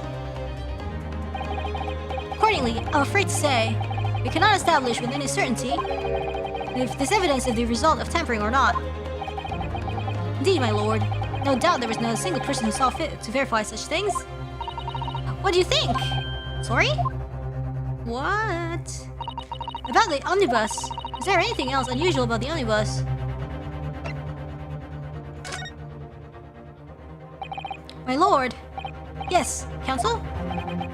There is one further inconsistency. A mark that surely could not have been present at the start of the trial. What? What in the devil's name are you gonna say now? If you dare to betray me, you little maggot, you better start watching your back. Oh gosh. Silence, McGilded. Court awaits the defense's clarification. Okay. Oh. This trial keeps swinging one way and then the other. I have no idea what's the truth and what's deception. What am I supposed to believe here? Man. I shall have to ask you to elaborate, counsel. Where exactly is this alleged mark that you claim appeared at some point during the trial?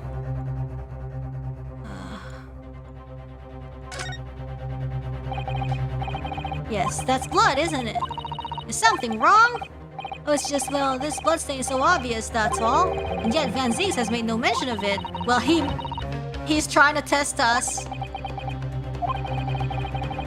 He's trying to test us, so, you know. Got it! I'd be mad too if I had rigged the whole trial just to have my own lawyer go against me.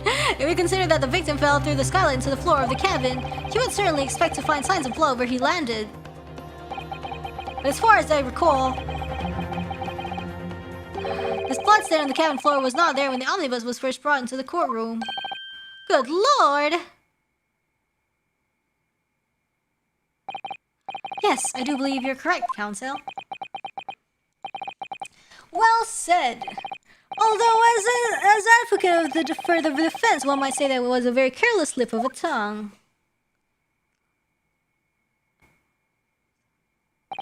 I believe that bloodstain on the floor is a decisive piece of evidence. But if the question is whether the evidence is genuine, or whether it was unlawfully fabricated by someone, I feel compelled to admit that there's at least a possibility that the evidence is fake.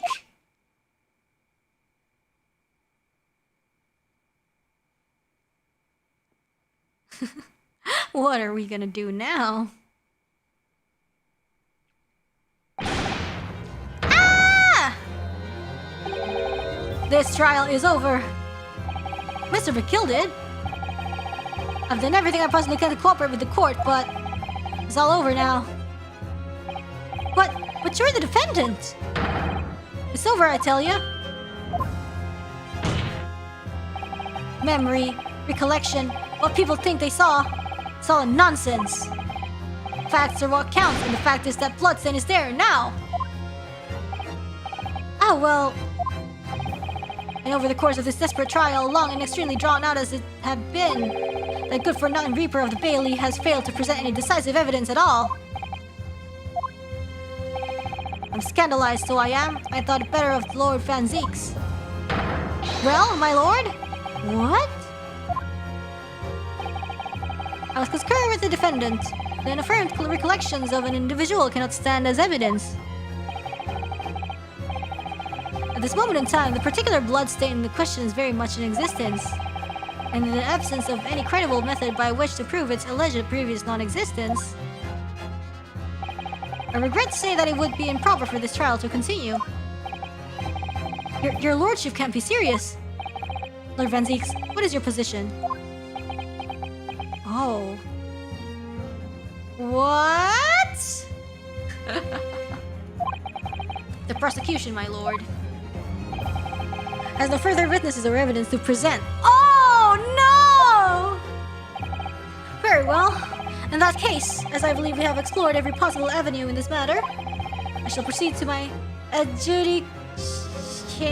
I don't know. As a formality, I am of course obliged to conform with the defense first. What formality? As things stand at the moment, it would seem that Mr. McGilly will be found not guilty. Yeah. Which would mean, if won, is that really the right outcome here?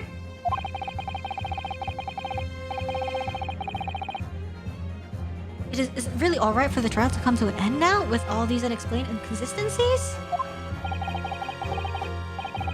Counsel for the defense, your closing statement, please.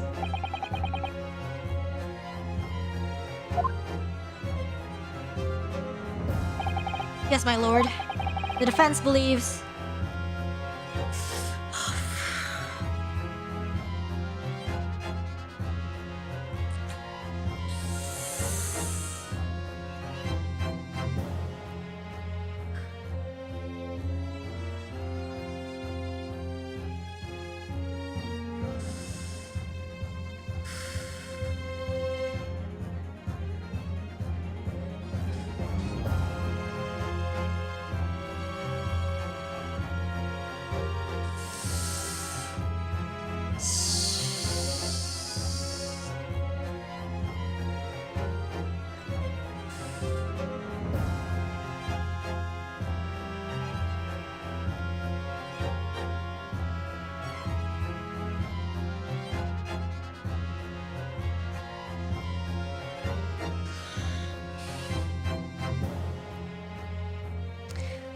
I'm really scared.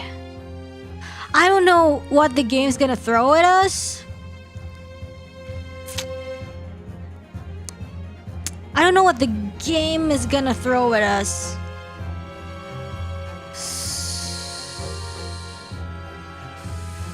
This is terrible. Terrible for me, I mean.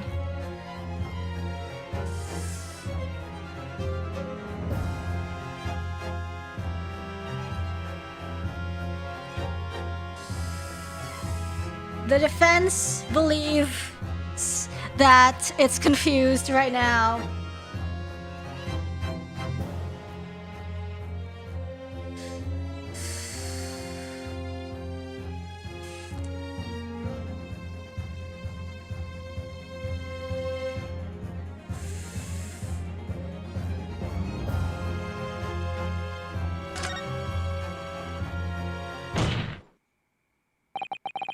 As Mr. McGill's legal representative,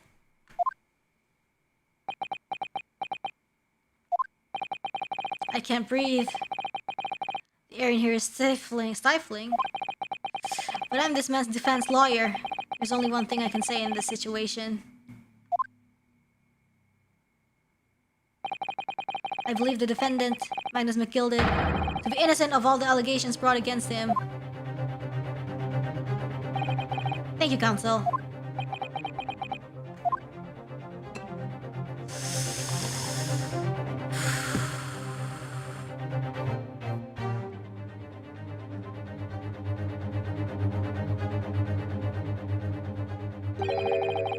Here's to you, my Nipponese friend, and the most abject closing I have yet to hear in a court of law.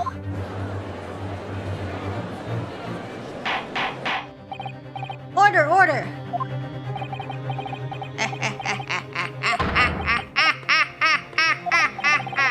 Oh, Well, it was a grand decision to appoint you as my lawyer, so it was a grand decision.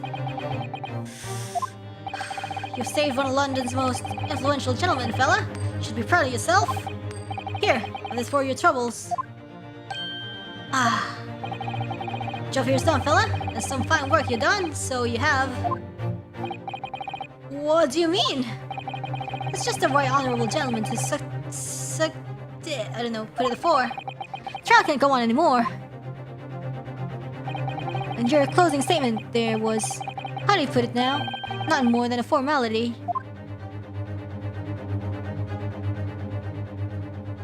Oh. Wah-ha-ha-ha-ha-ha. Oh, goodness. Okay. Whew. I really don't know what to make of all this. I feel like, you know, even if we try to make him feel guilty, like they already said, like the prosecutor has no more evidence. It's really, it would be. I feel like the theme of this game is kind of like, you know, the corruption and the, you know, how people who have money like get away with it, sort of like it's kind of like a repeating pattern. So I'm really interested. Was the evidence we've seen genuine or was it fake? His lordship would be fuming. Any unsightly rubbish should be disposed of promptly, as I said. Yeah, not guilty just means guilt could not be proven. It does not mean that he's innocent. Yeah, fair. Stinking rich are always guilty of something. You, mark my words. I feel terribly ashamed that I ever doubted that lovely man who gave us the lovely part. Leaves a terrible taste in your mouth. Now the proceedings have unfolded in this way, I'm compelled to declare a premature end of this trial. Yeah, if you deliberately act as against your client, they can always like toss you or like put you in a you know, unnecessarily. If you unnecessarily do that and don't have anything to back it up with, it's really just gonna put you in a really bad spot after the trial. It is what it is, you know. If you want to like drag your client, like might as well like have evidence, but we don't have it right now. The prosecutor doesn't have anything. We don't have anything. The only thing it'll like do is like endanger our life, sort of. The court must accept the defendant's plea.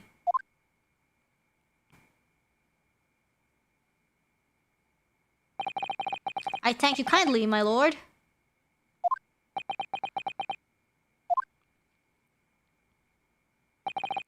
I hereby pronounce the verdict of this court. Objection! Yeah, and my reputation as a lawyer, yeah. Wow, that's the lawyer who betrayed his client, and, you know, wow, nobody would want to be your client after that. You would be stamped as like, oh, what a bad lawyer. What even is, you know, what are you doing in court?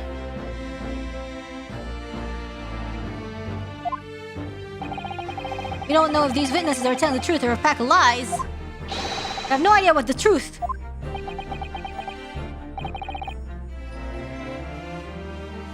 No, do you know get fired before the court finished? Oof. Yeah, I guess so. Lord Van Zeeks. My lord.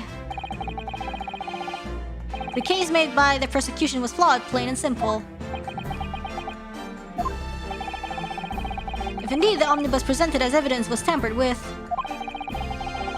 the prosecution is at fault for allowing such a disgraceful perversion of justice to take place. It's the whole our duty as a lawyer or our sense of justice. But then again, we don't have evidence. That's our problem. Even if we try to fight for it at the current moment, we don't have ammo. It's not gonna go anywhere. My sincerest apologies, my lord. Objection! But, wait. How could you not have foreseen someone dropping a smoke bomb in the middle of the courtroom? Oh no. But wait.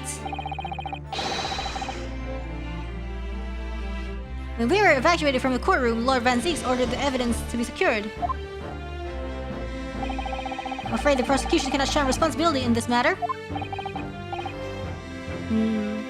Yeah, sadly, like, there's no blood test, there's no photos, I think. There are photos, I think, but... Man, I don't know. That's so unfair. The culpability of the defendant has not, at the present time, been established by the court. Consequently... Yeah, no DNAs, no, yeah, we can't really do it. It's the limitations of its time. The jury will not be required to proffer judgment. What? Well, Lord Van Zeeks, it has been a pleasure, so it has. And as for you, my dear fella, I couldn't have asked for a better defense.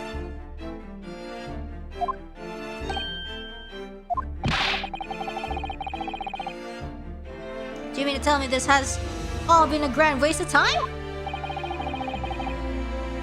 This law of the land, my good man? If you'd like to pursue this matter further, we can always go ahead and try to change the law. Oof. That's what our boy wanted to do.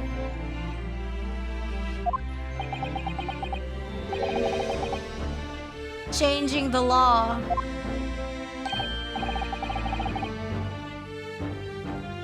Good grief.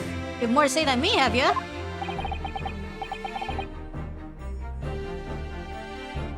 Just one thing. A warning. This is far from over. Well, something to be looking forward to then. Oh. My goodness. I hereby pronounce the defendant, Mr.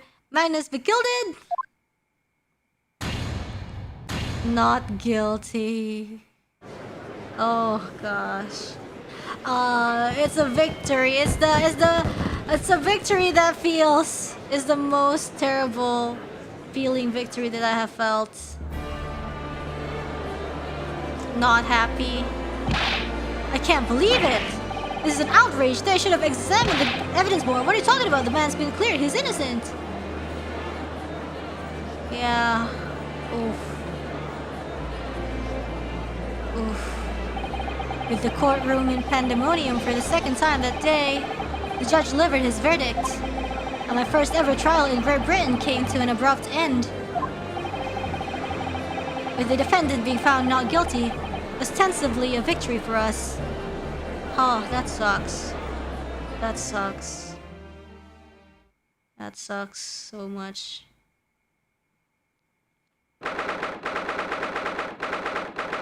Victory for the procedures and law, but more not for ethics. Oof.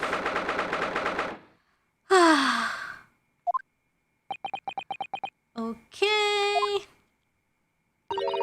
That certainly was a long trial. Yes, it was. Your first ever trial on foreign soil and your first victory. It was a wonderful performance.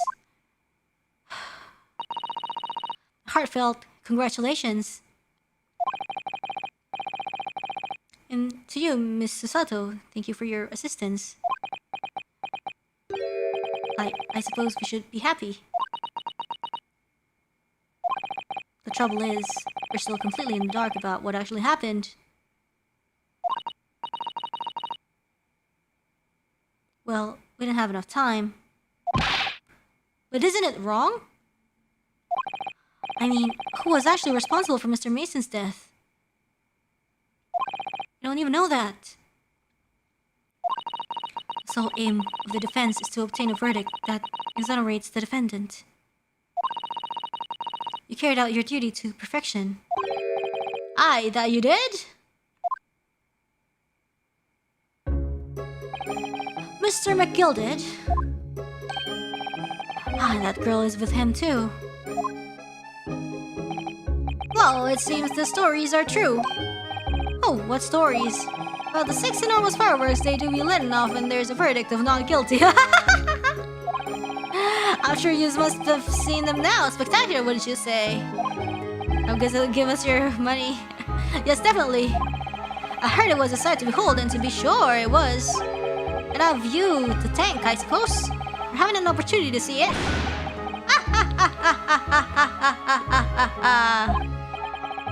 Oh, I don't know about that. I'm not sure I really did anything. What on earth are you saying, fella? Why did I walk out of there a free man then? I don't think it was so much thanks to me as down to your planning. You're a straight-talking fella, aren't you? I must say, you had me straight in the head there once or twice. But you're young and headstrong. There's water under the bridge. Congratulations, Mr. McGilded, on having your name cleared. Nothing's resolved. Now, Mr. McGilded, where's your money? There's only one thing that matters to me. What is it? Oh, they've all seen that I didn't do that odious and abstinent deed. This granted, is it not? I suppose it is. Now the fine fellows of Scotland Yard can take matters in hand and sort out any wee details. They'll see it for what it is. They'll get to the truth. I have absolutely faith in them, so I have. After all, I do be providing a good number of their wages with all the taxes I pay. Oh, jeez. It's not that funny. So then, as we agreed aforehand, 1,000 guineas for your troubles, fella. Hell yeah, money! Oh, no, I couldn't possibly accept that much. Yes, you can, Ryunosuke. What are you doing? Be whisked. You're a humble people, are you? Are you from the east? Well, if you insist. But have this, still in all, you deserve a reward. Mr. Magnus McGilded! What? Everything is ready, sir. If you'd like to follow me into the courtroom. Into the courtroom? What happened? What is this, officer? The sooner than I was led to believe. I hope it's not inconvenient, sir. There were some changes to the schedule. What? Well, I must be making tracks now. It's time for the inspection. Sorry? What inspection? They're going to examine the omnibus again, so I'm told. I asked if I could be present for it myself. They're going to examine it again? Now? Naturally, I'm under no obligation to take part in any more of this matter now. But as an upstanding member of London society, I do be doing my best to help where I can. It's time to tamper. This is a gentleman's duty, so it is. Oh. So then, fare thee well. 'Twas an absolute pleasure meeting yous. I hope you have a whale of time while you're studying in here in Great Britain. Oh God. And there he goes. Prepare the sensor. Yeah, I don't have a sensor, so I'm just gonna like hide the game screen. I don't have a sensor for today.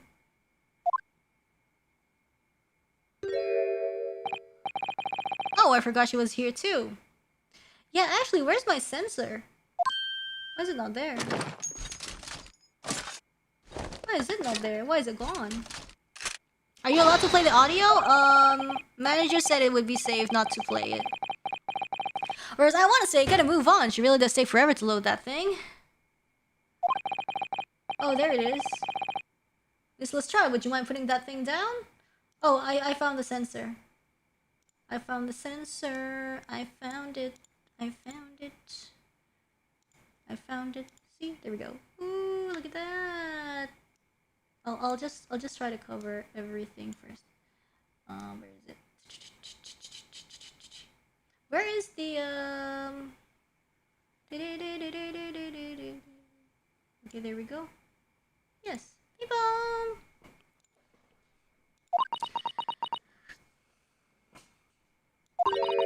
You're a grown-up. Sorry?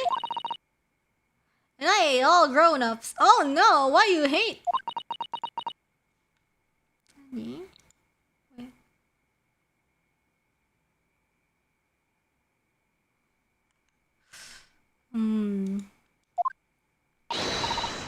Ah, there you are! Hey, who's that? Naughty running off like that. Who is that?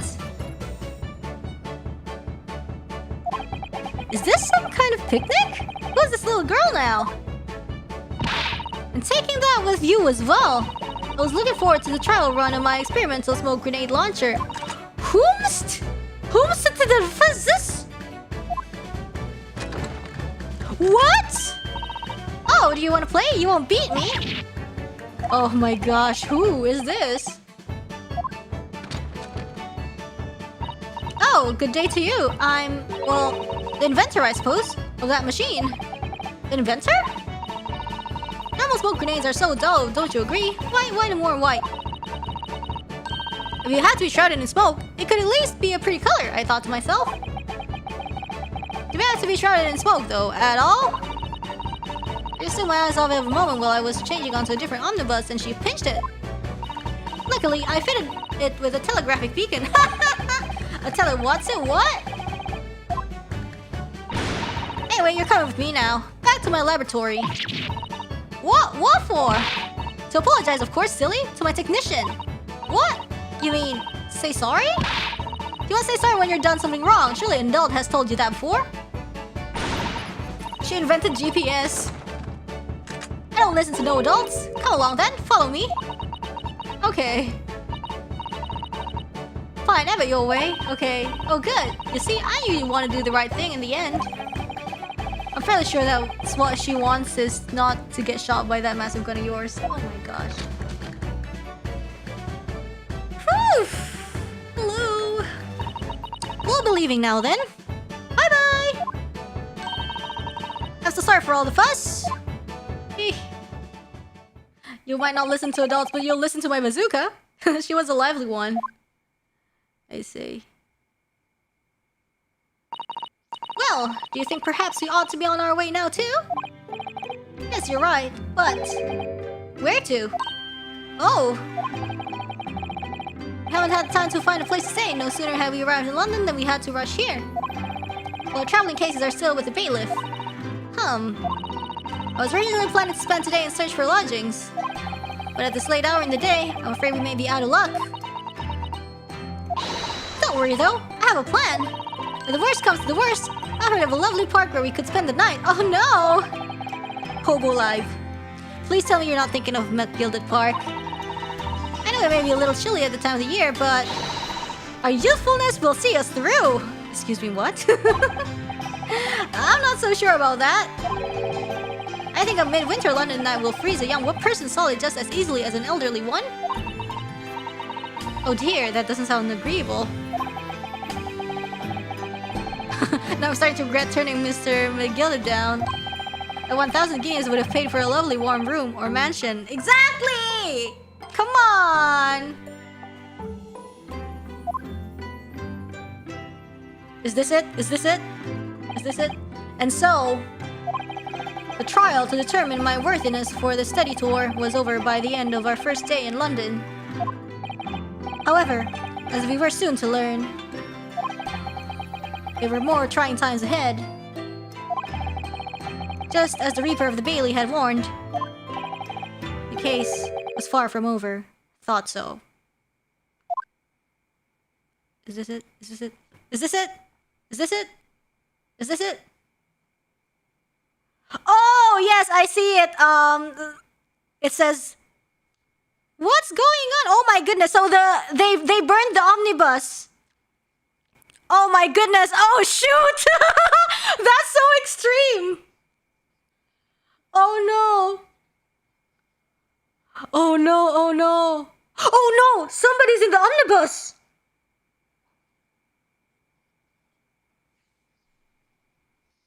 Ah. Oh no. Santa. Oh no. Maybe Mr. McGill invented the air fryer after all. Oh, vampire Ikemen, vampire prosecutor. Let's go. Wow. What a coincidence. The two protagonists was just like talking about the cold and everything. And now it's like, oof. I wonder who could be tampering the omnibus. Oof. Yeah, if you want to see it, look it up. Okay, guys. Ooh! Oh my gosh! Whew. Save your current progress? Yes. Look it up or buy the game? Yeah, you can actually look it up.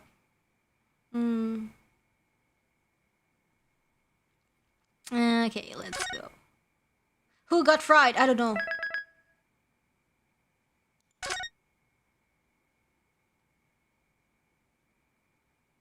Let's go back. Okay! The Adventure of the Clouded Kokoro is the 4th. Clouded Kokoro, huh? Okay, I think it's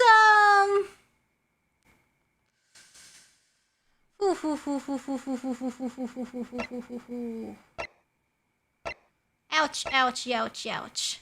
I guess it's okay to stop here. It's okay to stop here. It's been 4 hours and we finished the trial. And then I guess next time we're gonna continue this. Yeah, we can't really show the ending scene, so thank you for understanding.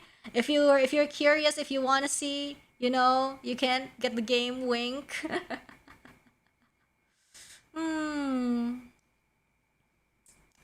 Yeah.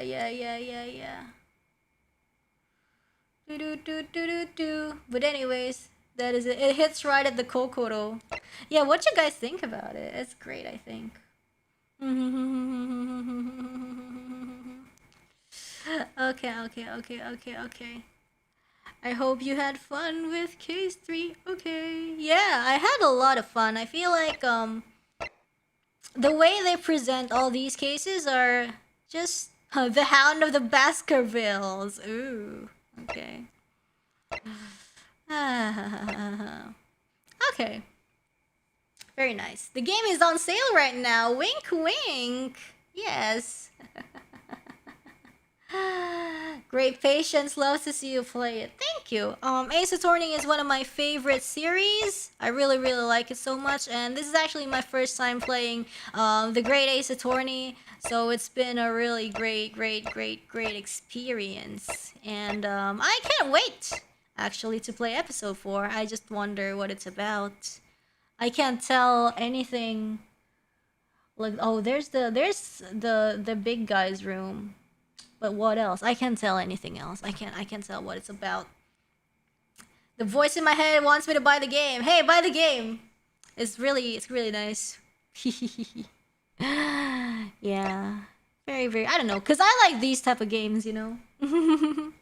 So, if you guys also like these kind of games, I would recommend you definitely. Very cool.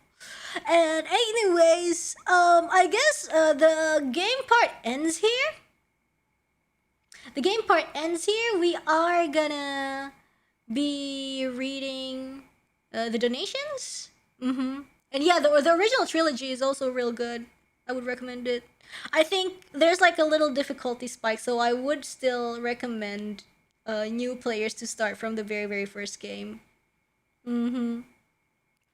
Yes. And yeah. Thank you for the stream. No, thank you for coming. I'm just gonna switch the screen in a little bit. And wait, please. Okay. Okay, I'm gonna switch the screen right about now. Where is it? There we go. Okay. So I think I did not read the donations for part 3. Is that true? Is that correct? I might wanna read the donation from the wait, let me just return to the title screen first and then close the game.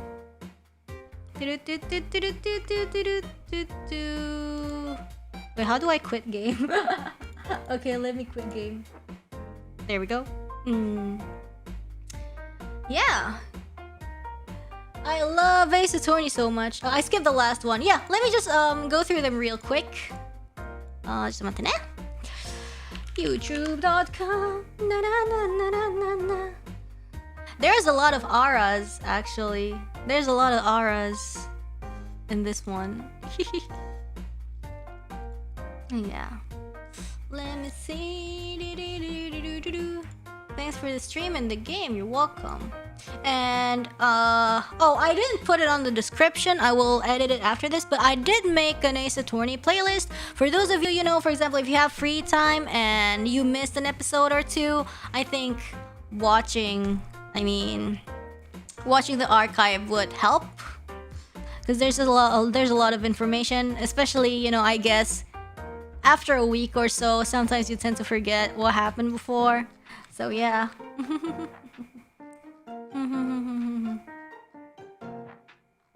Oh, only today's donations? Okay, so I read? Oh, whoa, whoa. Ara McGilded. 2 TGA stream which not at Saturday. Hopefully next one came back on Saturday. Yeah, I hope so too. I want to go back to the regular schedule. We had to move things around because, you know, I guess... Yeah. Been lurking since always there to escape games insomnium, but always enjoy watching Rainy play through all these games, so happy to watch these streams. Thank you. Thank you, thank you, thank you, thank you. Okay. Yay! We have Smatane, we have Melons. Great series, wonderful characters, a nice break from card training with Ace Attorney. Yeah, this is supposed to be a... what do you call it?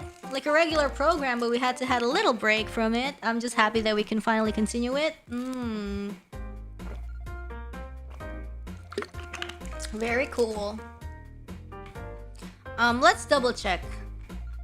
Somebody said that I only need to read it today because they checked the timestamps, or... But I'm gonna double check just in case. I'm gonna double check because I guess I might be like doing it, because I remember like in VLR sometimes I'd be like, okay, I will read super chats in the even number episodes or something, you know, even number episodes. Okay. Ooh.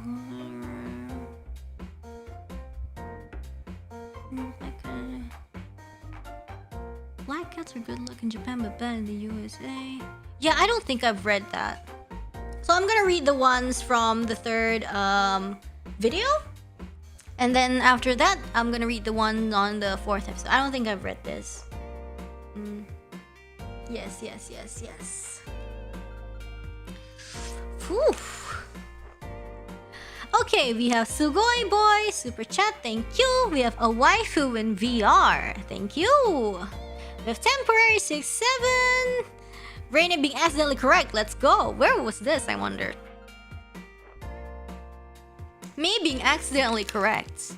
No, it's not being accidentally correct. That's because, you know, it's thanks to the morphogenetic fields of like the previous Ace Attorney players that, ooh, I got the knowledge, you know.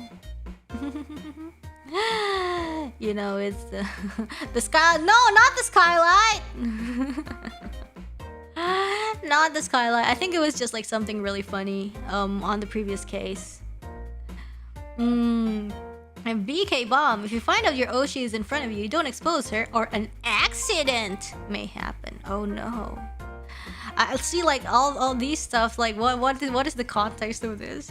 Fartunaza, thank you. Fartunaza, thank you. I am the perfect lawyer, Mr. Strongheart. Never lost one case I have been accused of. Oh, this is where we finally get into London and talk to Mr. Strongheart, huh? Yeah.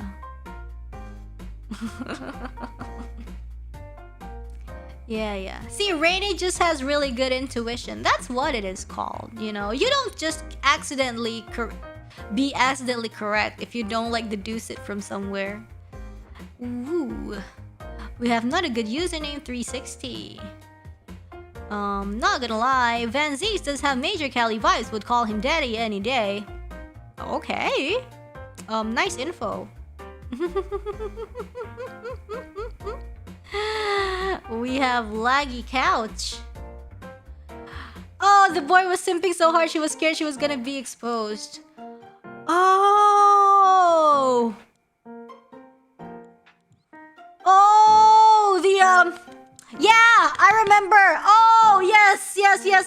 Now I remember the context of that SC, like the accident, quote unquote. Yeah. It's from the second case. Yes. I understand. Oh, our boy. Oh, please. Okay. Lagi Couch, thanks for the stream rating. No, thank you. We have Matthews Aguiar. Otskarene. Thank you. Oh, thank you. Funny green message. We have Temporary67. Black cats are good luck in Japan, but bad in the USA. Wow. Cross regions. What about you guys' areas? What about you guys' areas? Black cats are cute. I like black cats. I like cats in general. We have Anton M. Just saying, I wouldn't want to be Raine's enemy. She has extensive knowledge in murder mysteries and is probably capable of committing the perfect crime. On the other hand, I wouldn't mind having her as my lawyer. Aw, that's nice. That's sweet. Thank you for having my back and trusting my lawyerisms. Lawyerisms. We have Ilyas Alhazar. Awesome trial. Looking forward to the continuation. Yes, thank you. My pet cat is black. He's adorable. Aw, cute.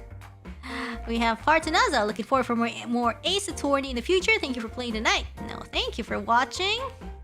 And now we're gonna move on to the 4th episode. We have... Ooh, okay. Black cat in sinetron can revive dead human. Gimana? Emang ada sinetron? Sinetron. Aduh, jatuh headphone saya. Emang ada sinetron kucing hitam ngidupin orang? Sinetron apa sih? Tahu? Nggak tahu itu sinetron apa? Nggak tahu saya, bukan saya yang nonton. Ya udah. So apparently, like there's a local soap opera where there's a black cat that can revive humans. That's what the comments said. Nggak tahu. Necromancer Neko. More like Nekomancer. And then, okay, we have... Okay, we're gonna read.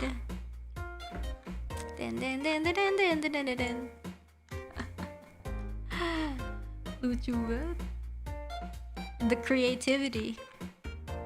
We have Melons. Great series, wonderful characters, a nice break from card trading with Ace Attorney. Yay, thank you. We have Losing Room, Reine S tier VA. Thank you. We used the first 3 stories we used to do a lot more extensive voices.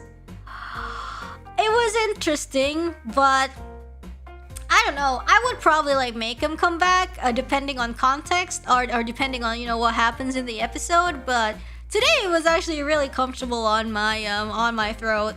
So like, okay, if there's something I can do, I might. But I'll just like try to like find a middle ground in between, like more variety in voice acting as well as my own comfort. Because I also have fun if I do, the weird voices and everything.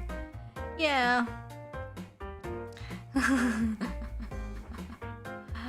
Yeah. Today was great. Yeah. Too much character, I guess, but maybe just for certain relevant characters. I see.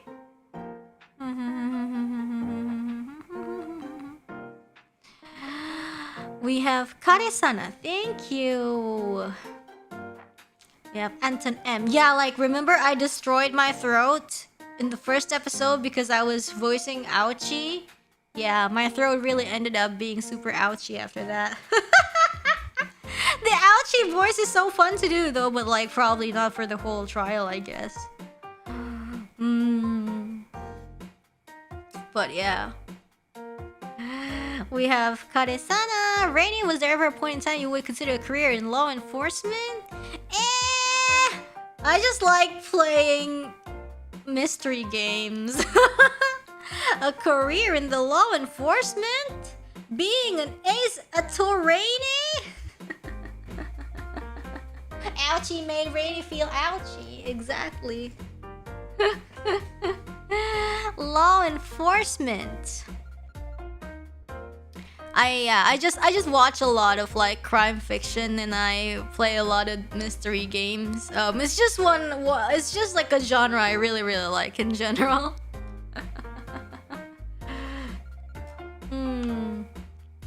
We We have DA4289, Blessing of the Omnibus. Yes, finally, the omnibus. Is there like a bus emoji? Yes, there is. Ozora Keisatsu Officer Pavolia Reine. I don't know. Subaru Senpai can take me under her wing and I can be a part of the law enforcement in the hololive department. Right? Anyways, we have Art of Elliot Chia, Follow Your Conscience. No, I follow the choice which gets me the least in trouble. That's basic instinct. Holotori Police. No, stop it.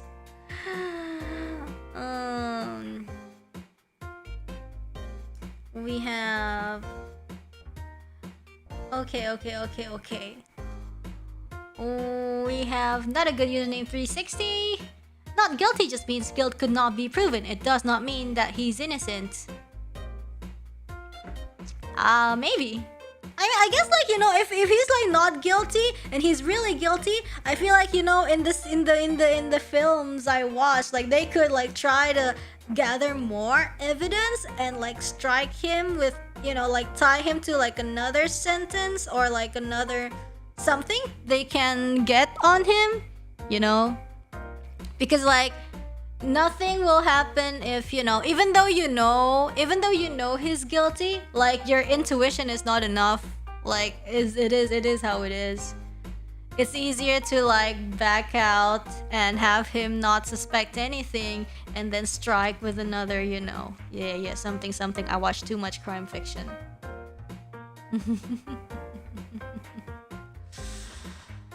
Whew. And we have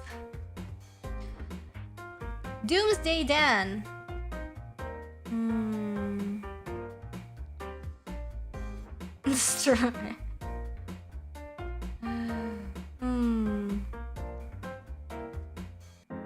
We have Doomsday Dan, Ace Attorney spin-off, political sim where you're campaigning for office to change these crazy laws. I don't think, you know, if you're talking crazy, I think like the whole game is, you know, I think the whole game is already crazy, so I don't know where to start. I mean, it's crazy in its own fun way, so it's like, you know, yay. Oh no, Depresso, I'm stuck in the omnibus, I'm sweating real hot, help. Oh no! Don't do that. Just don't get stuck. We have Pixie, Misa, congratulations, Rain, thank you. We have not a good username 360. Wow, I can't believe McGillet invented the air fryer. No wonder he's rich. Oh god, okay. K-Star was a roller coaster. Really makes you question whether you are doing the right thing or not. Thanks for playing. Looking forward to seeing you play the rest. Oof. Thank you. Yeah, it's just, I guess we're like so used to like, oh yeah, having our client like completely good people and nice people, and now you have him. Oh no. Fartinaza, after all that work, McGilda became McFry? Oh no, I want fries. We have Anton M, one of the best The Great Ace Attorney episodes so far, and it's not just because of the Ara moments. I see. Thank you. It be like that. We have Twilight Chanter.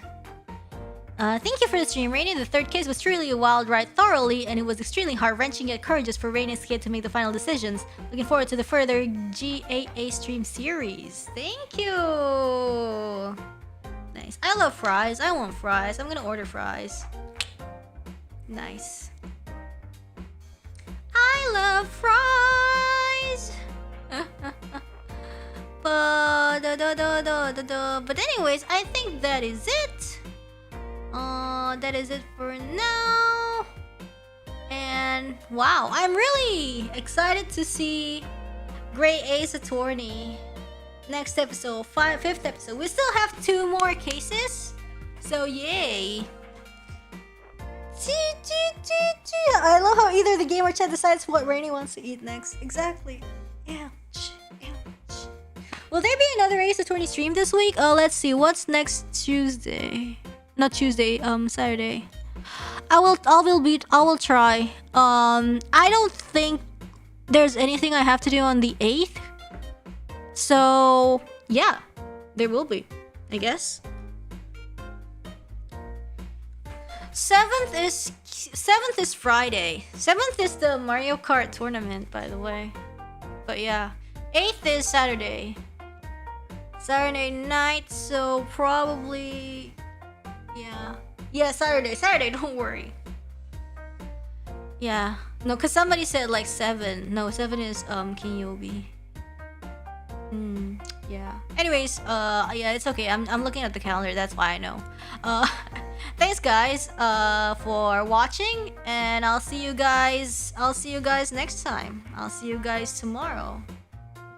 How's your Mario Kart practice going? I'm trying. Yeah. Thank you so much, everybody. Terima kasih perhatiannya. Thank you very much for your attention. Salam merakyat, everybody.